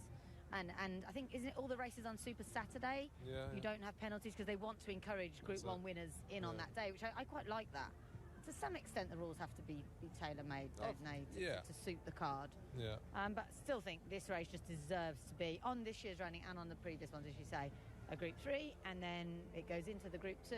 Maybe make the fire break a Group 2 as well. There we go, solve the problem. I think the average racing for Group 3 for the first, is it 4 home, needs to be 105, where you've got Midnight Sands 110, Ajuste Fiscal 109, Golden Goal 108, 111 the Great Collection, 105 Tuz and 111 Panadol, so it's Group 2. It should work out all right, shouldn't it? As long as they finish in and around the first 4. We'll bring you the conditions for this listed Dubai Creek Mile. I suppose the next point is that it perhaps should be worth a bit more than 132,000 dirhams, but we are getting there with prize money. It's all gone up for the carnival. Tiger Show's already in the parade ring, suggesting he's going down early on the newly gelded twos. Yeah, it's been a bit of a handful in the past. Just the one non-runner, Sakara King. He'd have been an interesting debutant, although this would have been a bit of a baptism of fire. Midnight Sands will break from stall 1 for Pat Dobbs, Doug Watson, Ajuste Fiscal, Wagner Leal, Antonio Sintra. The team there. Number 3 is Al Kamel, Dane O'Neill, and Nasaba Al Maheri. Desman, another interesting newcomer to racing in the UAE. This one's come over from America, beat Everfast on his penultimate start. We saw what that one did a couple of outings ago. Eastern World was a non-carnival winner here last year. Ray Dawson and Ahmed bin Hamash. Gentil Bellini, don't expect to see him early on. He'll be out with the washing, but has finished with a wet sail the last twice. Didn't quite get there behind Everfast more recently. Then Golden Goal, Sakara King doesn't go. The Great Collection, Tuz and Panadol. Expect to see Panadol fairly handy if any of his 3 starts last season were anything to go by. He could be the sole pace in this, to be honest. And if he is allowed to get away, and if he is 100% fit, which isn't guaranteed, then he could be a danger to all. So, yeah, fascinating race. You couldn't really realistically rule out too many of these. I suppose Al Kamel is likely to struggle. Gentil Bellini's going to need him to go very hard, but still think he can advance his mark of 94, and Eastern World is the other one that's down in the mid-90s. But several interesting elements to this race, not least for me, is kind of which one's going to be fittest, and you know, because that's the question mark, isn't it? Only 2 have run, as we saw from the Garhoud sprint last year. There was only 1 in there that had run, and he won, which was important mission, beating a lot of superior horses, but they just went too fast, and it set up for a horse who'd had the race. So if that's to happen on this occasion, it's got to go to either Gentil Bellini, who I wouldn't rule out, to be honest. He's got a prodigious amount of ability, or Al Kamel, who, bless him, is now the outsider of the whole field. The market has corrected. When the prices first went up yesterday, Desmond was the outsider of the whole lot, which I couldn't have. I do think he'll need the run. The word from the yard is he'll need the run. But still, that seemed crazy to me. But anyway, it's now Al Kamel, just a dear little horse, but probably not quite up to this level. He's now the outsider of the lot of them, or he was this morning anyway. But Midnight Sands the one that we're going to beat, do we think? I still think so. Look, he pretty much arrived Christmas Day last year, didn't he? He did, yeah. From Brendan Walsh back in the UAE with Doug Watson. After a fruitless spell in America, he did finish third in a conditions race, but he did face some stiff enough assignments as well. And my kind of theory in hindsight was that he probably did too much in winning the Berge Nahar on Super Saturday, beat Chieftain fairly comfortably, and then had to back up 3 weeks later and try and do it all again in the Godolphin Mile. So I'd be inclined to think he's a lot better than that run. We know he's a lot better than that run, and he's still only 5. Feels as though he's been around for ages. He knows a smashing horse, six mate round here. And yeah, Doug said the same. It was either the fact he ran a huge race on Super Saturday, 3 weeks later into World Cup was too quick, and also the way the track rode on World Cup night. Doug described it as very hot and quite dusty. So he felt that maybe didn't play to the horse's strengths. He's a proper horse. Yeah, the only slight nagging doubt I have about Midnight Sands is he has to give a little bit of weight away, only a kilo. That and the fact this is the longest layoff he's had. So that's just a slight worry for me. Yeah, number 10, Tuz, is on his way down to the post early, as we forewarned, with Tiger O'Shea making an early appearance into the parade ring. He is a horse that can get on edge, and he's still only had 6 starts as well, so he's very much open to improvement. And last year all felt a bit of a rush with Tuz. He reappeared late. This is Desmond then, who looks a nice substantial sort, and his form of beating Everfast is obviously very good. He was then off over a year after that and did fail to beat a rival home at Santa Anita. Used to be with Bob Baffert, blinkers on for the first time, so his form is obviously stacking up pretty well from what we've seen with Everfast. Yeah, 1 from 1 over this trip, as you mentioned. That was that win over Everfast at Oak Lawn Park. The other 2 horses that have run that have come from Bob Baffert to move back to Seymour this year have won. Tafitushan, now Cafu, has won twice. He's a horse with a nice breeding, cost 750,000. Lot of ticks in the boxes, but maybe not today is the word from the yard. Eastern World has far greater credentials to go on dirt, on breeding, than his half-brother Thunder Snow. Yeah, and he's quite a handy sort in that he likes to get on with things. He was basically tanked all the way around when he won under Royston French here in February. Beat Gabba that day, which is pretty useful for him. He then went off as favourite for the Lincoln, quite a short price as well, 2.5 to 2 I think he was, which for a race of that nature is a short price, and blotted his copybook there, bounced back to a degree at Newmarket, then ran poorly next time. He could be a little bit in and out based on that, but yeah, I wouldn't rule him out handling the dirt. Just it's a tough race to be doing it first time. I would absolutely rule him out, and I think he's a lovely horse. I love the family, but first up in this company, not for me. There's Sam Hitchcock who gets on board Golden Goal. Must be one of those nice days when you think being Doug's second jockey is a lovely place to be. Because it kind of Midnight Sands is a machine, we know that, but Golden Goal's a really lovely horse who has done very little wrong in his career, but had a lot go wrong for him in that he's been injured and things. He's won around here once over course and distance, once over 1,400 metres. I do worry if he kind of got things his own way to some extent. Got a nice trip round in the Godolphin Mile, in which he finished second, in that a few others didn't. But I still really like the horse, and the Godolphin Mile will be their aim again, of course. Yeah, he'll be 8 by then, so he's not exactly youthful, but his career has been punctuated with absences, not all of his own doing either, so definitely had a clearer run at things last year. The great collection in terms of fitness and whose cup final it could be, I kind of felt this might be the one, but you know, he has come up reasonably short in the betting, or he did, but you know, his form behind Military Law, Salute the Soldier, shows he actually belongs at this grade, certainly, and I suppose in that regard is deserving of more respect than thinking that this is his only opportunity to win a race this season. He's more than capable of holding his own in all the rounds of the Maxim Challenge. Yeah, well, last year they were ambitious with him, weren't they? They stepped him up in trip, and he proved that he handled that to a degree when second behind Salute the Soldier in Maxim Challenge round 2, and then he's just not good enough to win a Group 1, but being beaten 12 lengths in the World Cup is not really a disgrace, is it? The only thing that worries me about him is when he won this race last year, beating Secret Ambition no less, he'd had a prep. He'd been beaten, I think, a nose on his first start of the season. Interesting, Pat Cosgrove's on board again. Of course, won on the horse here last year, rode him throughout much of last season, actually. He's a horse I always get wrong. He's a nice type, and here's Panadol, who I think is a bit of a machine. Yeah, for sure. It was very impressive on his debut. Just looking at him, wouldn't say he's grown much since last year. He's quite a slight horse anyway, isn't he? But he only 3-year-old in here. Kind of marrying him up against the 3-year-olds last year, he looked quite strong compared to them, and maybe against his elders today, just I don't know. We'll see. But yeah, what he achieved in not just 3 runs, but a short period of time as well. Made his debut middle of February, and he was running second in a Group 2 just a month later. And for all we've picked holes in the UAE Derby form, it was a case of Rebels Romance first, him second, and the rest nowhere, really. We'll show you it in a minute. I mean, he kind of turned the bend looking like he was almost going to win it, and then just didn't stay. It was a pretty obvious didn't stay, I thought, as well, for all that he won over that course and distance in the Bastakia. That was beating inferior company. Spates per Comet, who, as we mentioned, has gone back to the States and is yet to win. I think that was the case with Panadol, and they Mikey will tell us more, but they very seriously looked at taking him over to Kentucky for the Derby. They even paid, I think, a late entry fee and then didn't take him.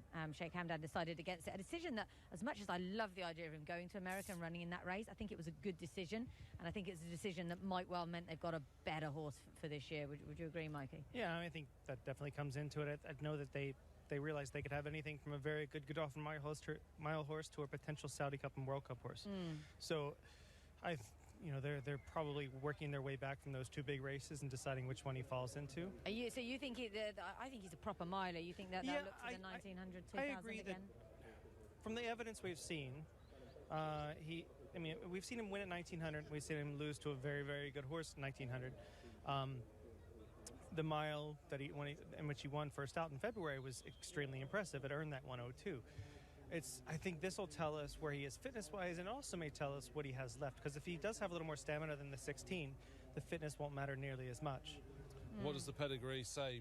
Flatter being his sire, is he? Flatter's a extremely good sire, and I do think that they're 7 to 9 furlongs beyond that is it's one of the rare, kind of like Flatter and Congrats are the 2 AP Indies that don't really love the 1.25 mile races. Well, I guess this is a fact-finding mission for the yard then, as much as anything. He did look very good. I just trying to think back to him last year, and he kind of looked quite strong and sturdy compared to 3-year-olds there, and maybe a little bit slighter up against the older, bigger horses this year. Especially against these gigantic animals like Tuz and Desmond, who are 2 linebackers out there. And he's a little, not slight in behind, but just like a little more narrow, a little racy, very fluid in his, like you see a lot of flatters that are like that. Very fluid in his stride and very streamlined in his look. I wouldn't be surprised at all if he just goes to the front and plays Catch Me If You Can here. Yeah, absolutely. Drawn well in 5. One thing you mentioned earlier, Stephen, as well, is that the season didn't actually go well for Panadol last year at all. He missed the Guineas. They had him as a Guineas horse, and he missed all that, and was very late appearing. It certainly was, and he had to win on his debut to justify going to the Al Bastakia, and probably could have gone straight to the Derby as it was after the 102 in position almost first time. Could have run in any race. Yeah, exactly. But 111. We'll see where we are with that going forward. But it's a good. I mean, this is the way the program book is designed for, to get these 3-year-olds out and have them sort of lining up the season and coming up against horses like this Golden Goal, who has been there and done it all before to a degree. But even then, this time last year, he was still earning the right. He made his reappearance at Sharjah. Well, I think that might have been his second start when he finished second to Galvanise at Sharjah. So he actually came a long way in those 5 races, even though everybody kind of knew he could do it. Yeah, as I said earlier, Doug's really honest, and he told us he thought he had a nice one here. Horse cost $210,000 at September 18 racing in Dubai Sale, which seems a while back now, and Dale Brennan, his owners, had to be very patient with him, and all year he was like, we've got to get this horse to the Godolphin Mile, and they achieved it, and then look, he rewarded them in spades for their patience with a gritty second, wasn't it? And the point you made was that he was quite well placed. Yeah, I just thought he had a good trip around, which maybe some of the others didn't. I mean, he was also coming off Super Saturday, so that was put forward as an excuse for Midnight Sands. But that said, Midnight Sands ran a huge race and really dominated on Super Saturday. Maybe Golden Goal in finishing 4th had it a bit easier. And it was the very first run for Midnight Sands. The second run's When You Bounce. Yes, of course. Although he had runs quite late in the States, hadn't he? I mean, he'd run up to the sort of Breeders' Cup weekend, November in the States. So that's. I know you spoke to Doug about this as well, Mikey. Doug's has said that this is the longest layoff Midnight Sands has had since he's had him. Yeah, and I don't see it being a negative thing. I feel like he'll have had the time to get him exactly where he needs him at this point.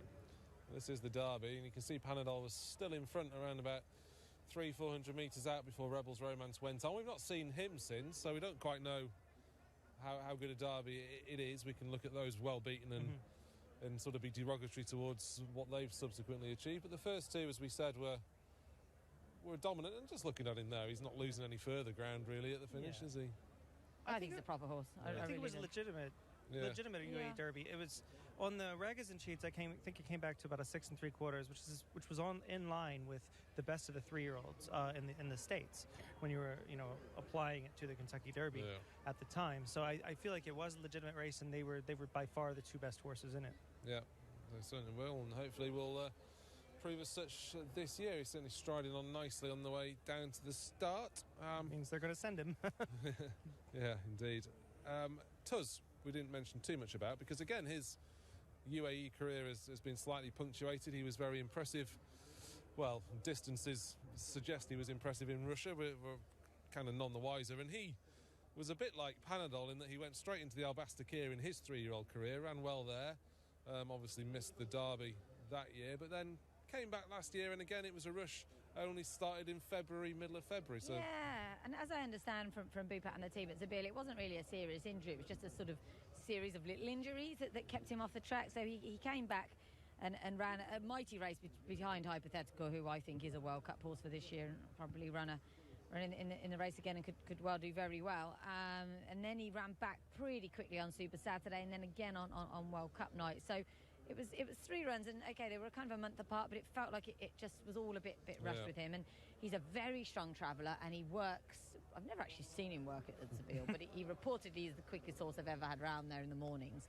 So that combined with Desmond in theory needing the run, it would be why Tiger's on him. He's been gelded, that's a powerful angle, but for me, he's obviously on course this season in that we're seeing him now. There's no more excuses for him now. No. So he needs to be starting to win these races if he's ever going to be the top class horse that they think he is. Yeah, and it's just unfortunate that he's bumped into a very good race. I'd be kind of... But there must be a few connections who are thinking, what are the chances that everyone wants to run their top milers now? Well, it's their own fault. There's been those rated conditions races that they could have run in a few weeks ago. Very true. And like I said earlier, good on Connections for not swerving it, really. I did have a moment to ask Connections about Eastern World and how he was taking to the dirt. And they were very impressed with him. They said he breezed with galloped with an unnamed 92 rated sprinter and basically put him to bed on the dirt. So they said he is very much in need of this race, but there is no problem whatsoever at the surface. Yeah, I think he's a powerful sort, and I think he'll get over the surface. Like I say, not good enough to win tonight, but I think he'll be of interest at some point in maybe a mile handicap on the dirt throughout the carnival. Any scenario in which we see a complete shock, I suppose, if they go Bellini from the back. Lights out, Gentle Bellini. Yeah, he's got the race fitness. That's the one you'd expect. Last year, I selected the Ray Collection for a very similar reason. He was one of the few with a race coming in, and he carried the house in the race beforehand and lost by a head that day. But then he came into this race and just was the only one fit enough to win it. He wasn't the best horse in the race by any means, but does the lack of pace worry you at all? Where would you see it coming from? We've obviously said Panadol is going to go on, but is he going to be hassled enough to go quick enough? Yeah, I think Panadol's going to go on. Tuz was quite keen in his first run back this past season. I wouldn't be surprised if he gets sent out, especially because he's 2 boxes inside of Panadol, if he wants to hold his position. I don't think he'll be quick enough to do that. Kamel will sit handy if he's quick enough to keep up. I think the Eastern World will show a bit of pace. It's all over his pedigree to have it. And he's shown it on the grass to have a little bit of pace as well. But to me, the race itself comes down to whether or not Midnight Sands can get to Panadol. Yeah. We've not really mentioned too much about Ajuste Fiscal. Quickly, he's out of his depth here. I mean, he wasn't beaten miles. I should get in trouble if I agree with that statement. Only Grade 1 winner in the field. They're confident he's going to run a big race, but also that he'll need the run. Yeah. He's been here a little while now, from spending the summer in the UK, which is very interesting. They wanted to keep him in the same hemisphere so they didn't have big acclimatisation problems. I think it was a smart move. He has won over a lot further than this, but as we heard from Wagner earlier on, he's not that concerned about the mile for him. No. And in fact, he is 2 from 3 at this distance. Yeah, and he actually wasn't beaten too far by military law over the mile last season. So they're out to head forward for the Creek Mile. I've stuck with a Classic Midnight Sands in the end. Me too, but I really do fear Panadol. Mikey? I almost went with Golden Goal, but just went back to Panadol. It's going to be a fascinating 8th running of the listed Dubai Creek Mile. Here's Alistair Cohen with tonight's feature. The way in. Needs one last shove. Here comes El Carmel.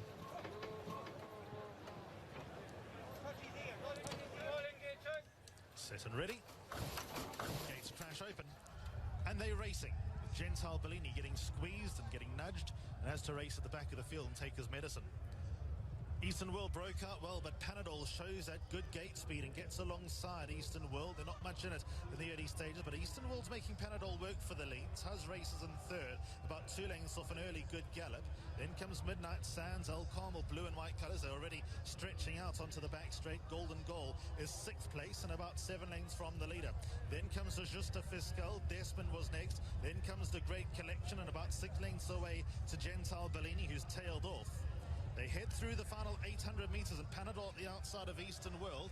Neither of them making it too easy for one another. Tuz happy to watch on in third and about 2 lengths off the leader. Golden Goal took a chance to gain some ground against the inside. Then comes Midnight Sands, white jacket and purple cap with El Carmel travelling at that one's outside. Then comes the Great Collection. He's behind midfield and he gives the leader about 6 lengths start. Desmond being squeezed along. Then comes Ajuste Fiscal and still a few lengths away to Gentile Bellini, who will really need to turn it on through the final 500 metres. It's Eastern World and Tuz. Panadol's completely beaten off and he's going up and down. The Great Collection gets into the open. That's now third. Golden Goal is up the far side as Eastern World grits his teeth, but Tuz now draws level. The Great Collection 2 lengths down in third. Then comes Golden Goal and Midnight Sands. Tuz is nosing his way to the lead here.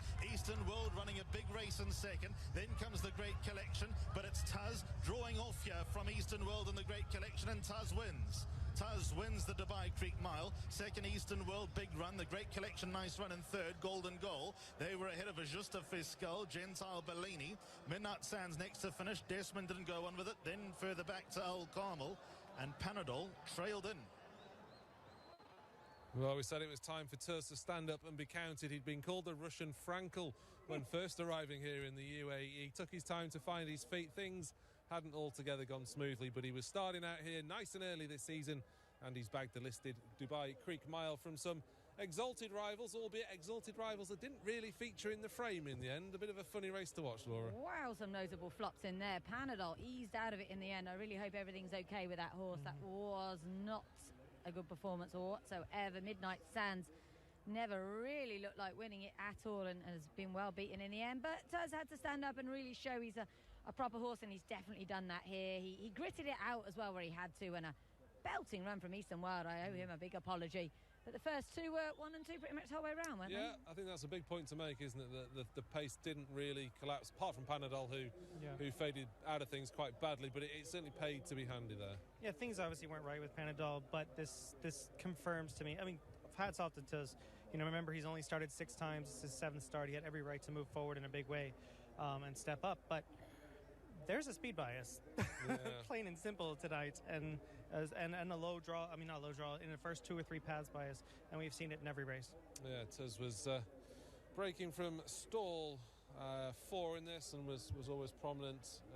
Eastern World has shown that sort of get on and go style that he's shown on turf, which isn't always an indication he's going to transfer that to dirt, but he certainly has. And the Great Collection has probably fared best of those with the higher ratings, and you know, he's just must be a fantastic horse to own. We know he's going to, I think he said it to you, Mikey, in the interview, Doug, that the Great Collection will just go and find some cash with him, basically. Yeah, that's what he's done again. Doug had mentioned it in the interview last week. We mentioned, what his plans were. He's basically is to pick up checks with this horse. Yeah. I mean, and he does it so well. Last year he was second on his first race of the season. Then he won next out. He'll be very tough wherever they put him next out. Probably be round 1. Yeah. And he'll probably finish in the same spot. Yeah. Actually, the highest rated, didn't he? I just noticed the Great Collection. Yeah. And I thought for a lot of that race he was going to pick them up and be the first horse to win this twice. Well, the point you made about him having had the run last year has maybe just come to fruition. Maybe just made a difference, yeah.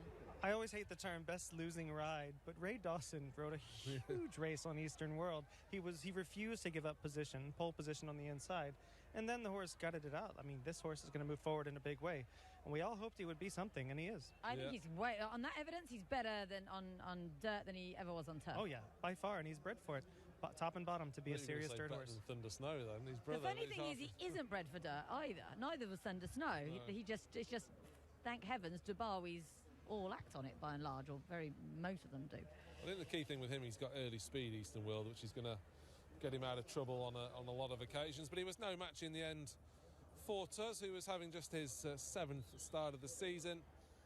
And Bhupat Seemar has unearthed, I'd say he has unearthed a real talent here tonight. His best run prior to this was when finishing 3rd behind Midnight Sands in last season's Berge Nahar, before he also flopped in the Godolphin Mile, but he's won this by a length and a quarter in the end. I think the sort of common denominator here is he's probably Golden Goal back in 4th, and that would be as good as he is. And Ajuste Fiscal has run a cracker in 5th for Uruguay. Yeah, he did what I thought he'd do, to be honest, which is kind of stay on past a few.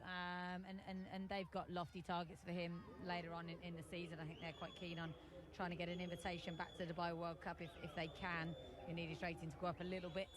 If they're to achieve that ambition. Gentile Bellini came out of the stalls all right and then looked like he wanted to stop.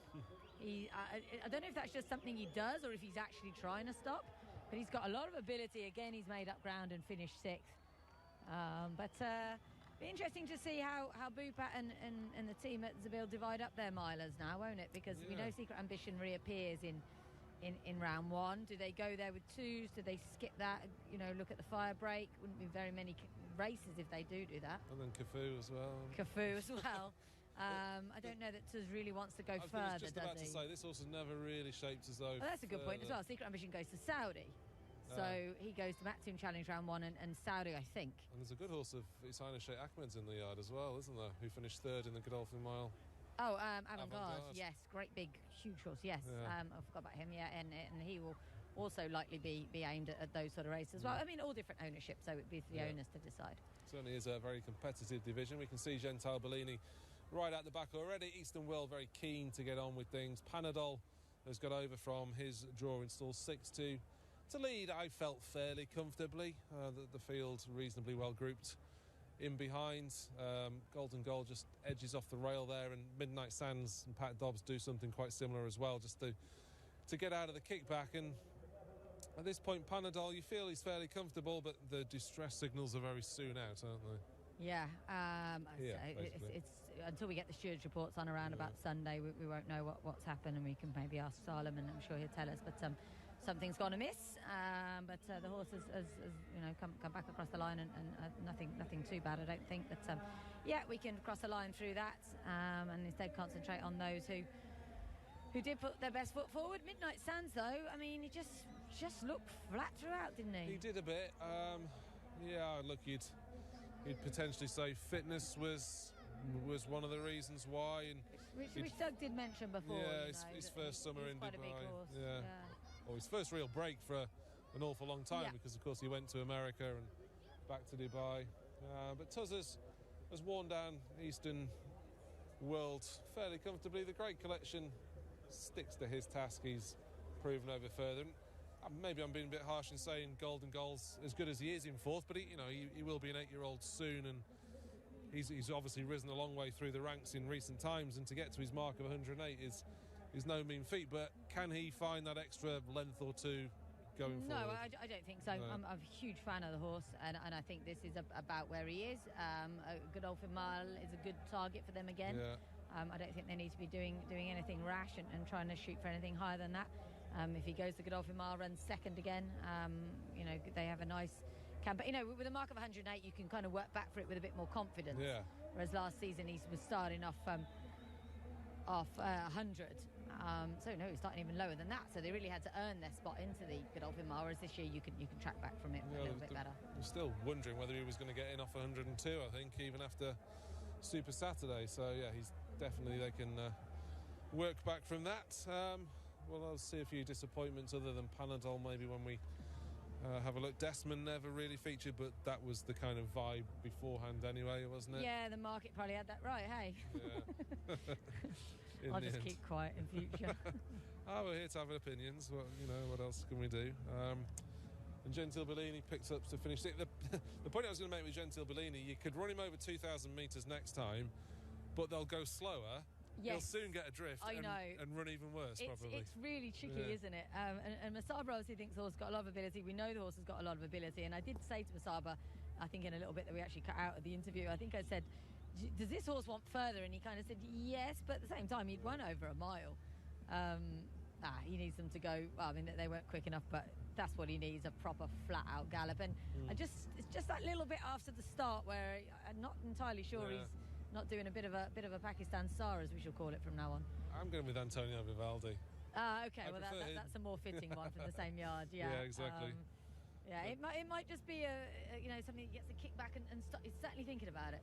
Yeah, he does, doesn't he? Just the way he strides out early on, certainly not ideal, but he is a talented horse, and maybe that can come to fruition at some point, obviously in a lesser race than the Creek Mile. Well, in our sort of rounding up of the race, we've come across one or two horses who could be heading towards the Saudi Cup. Not inconceivable that Tuz may head that way as well. And thoughts already turning to the big race in February. Indeed, Tom Ryan from the Saudi Jockey Club was here last week, and Mikey caught up with him to find out a bit more about the race.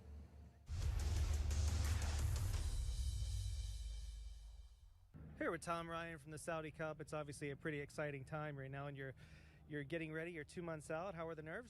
Good. I mean, look, we're more forward in our preparations this year. I mean, the third renewal, so we all know the first year of anything like that is a bit frantic.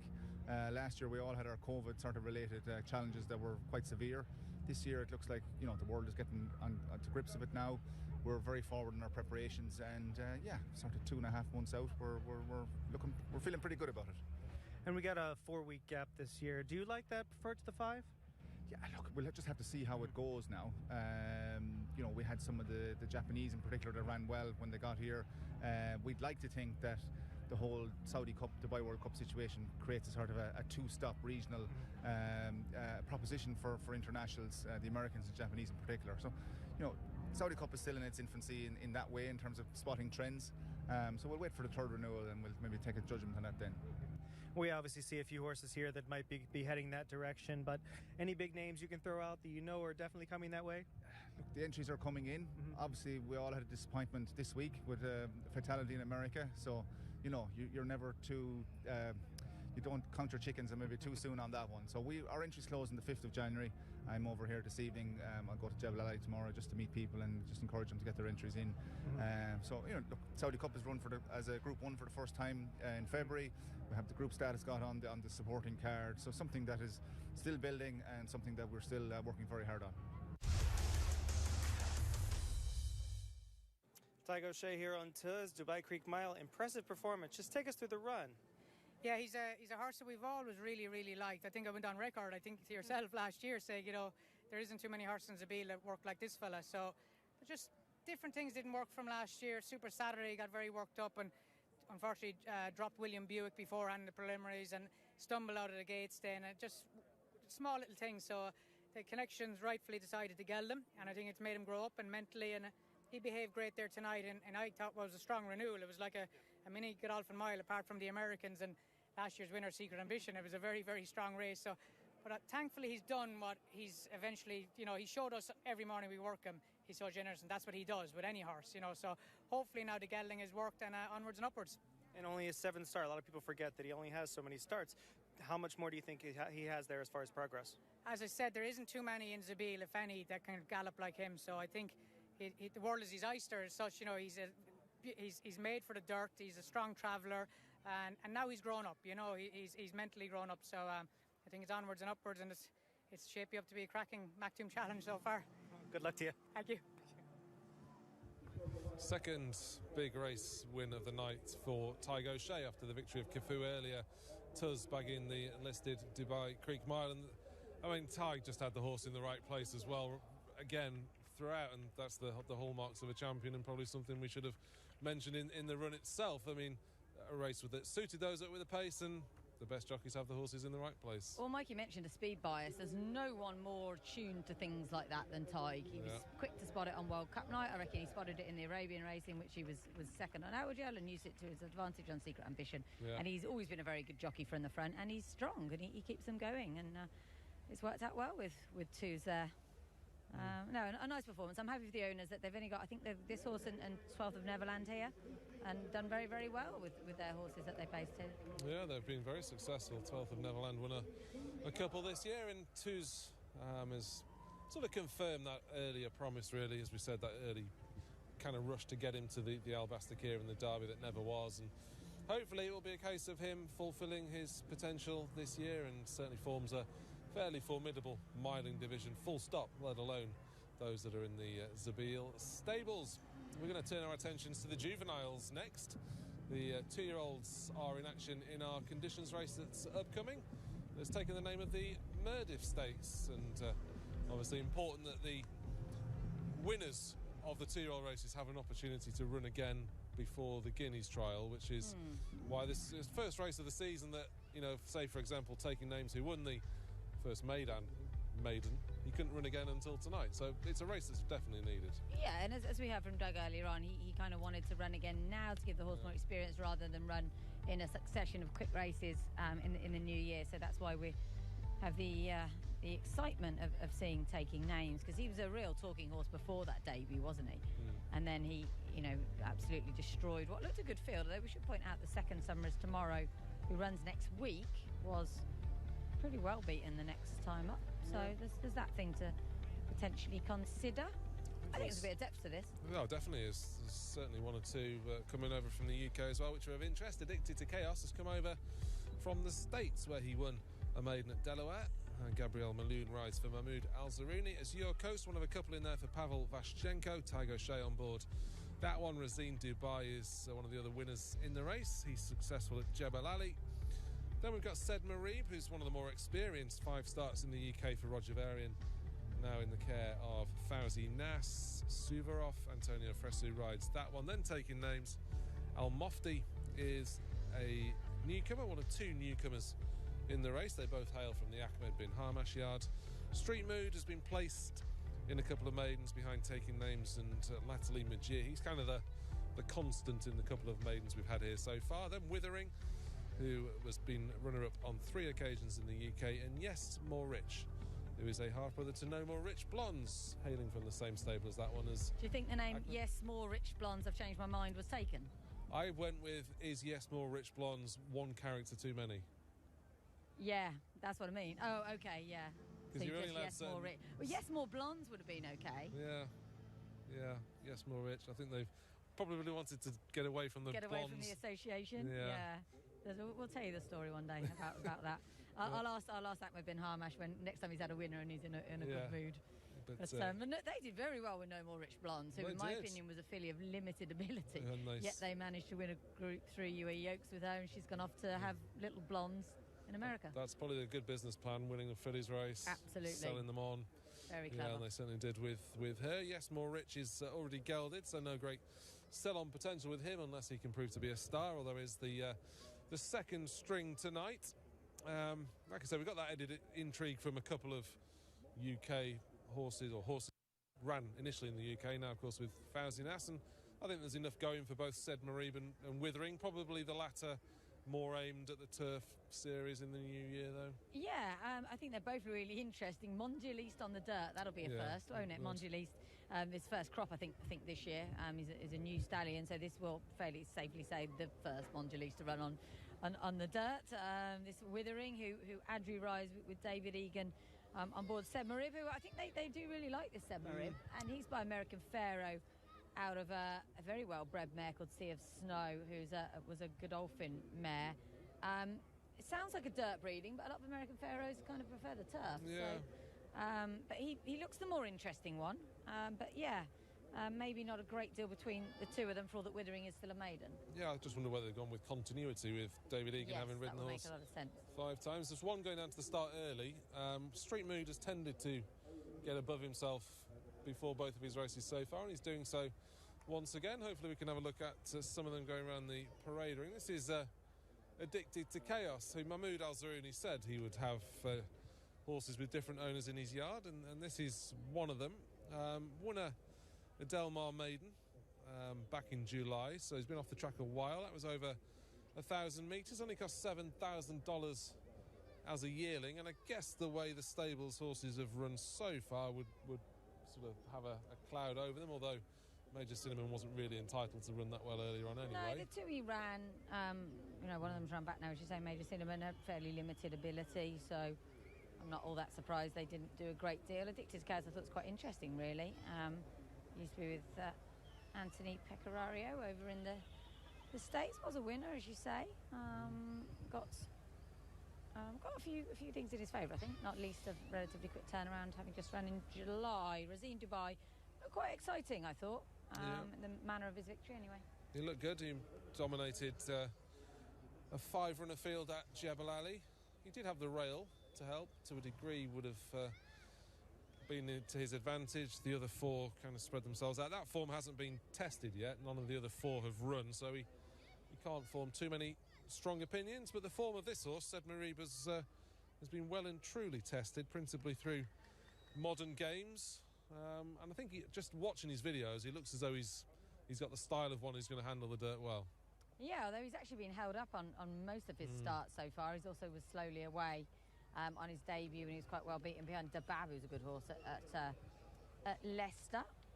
So maybe they'd have done a little bit of gate schooling with him since he's arrived. I did have a little tour around their yard a while back, and Andrew Drury did point out Sebmarim, said this is a nice horse. So they do have high hopes for him. Savorov would be the second string of these 2 Russian horses, you think, in the Azure Coast beat him last time out. They're actually both quite well bred, these 2 Pavlovashenko horses.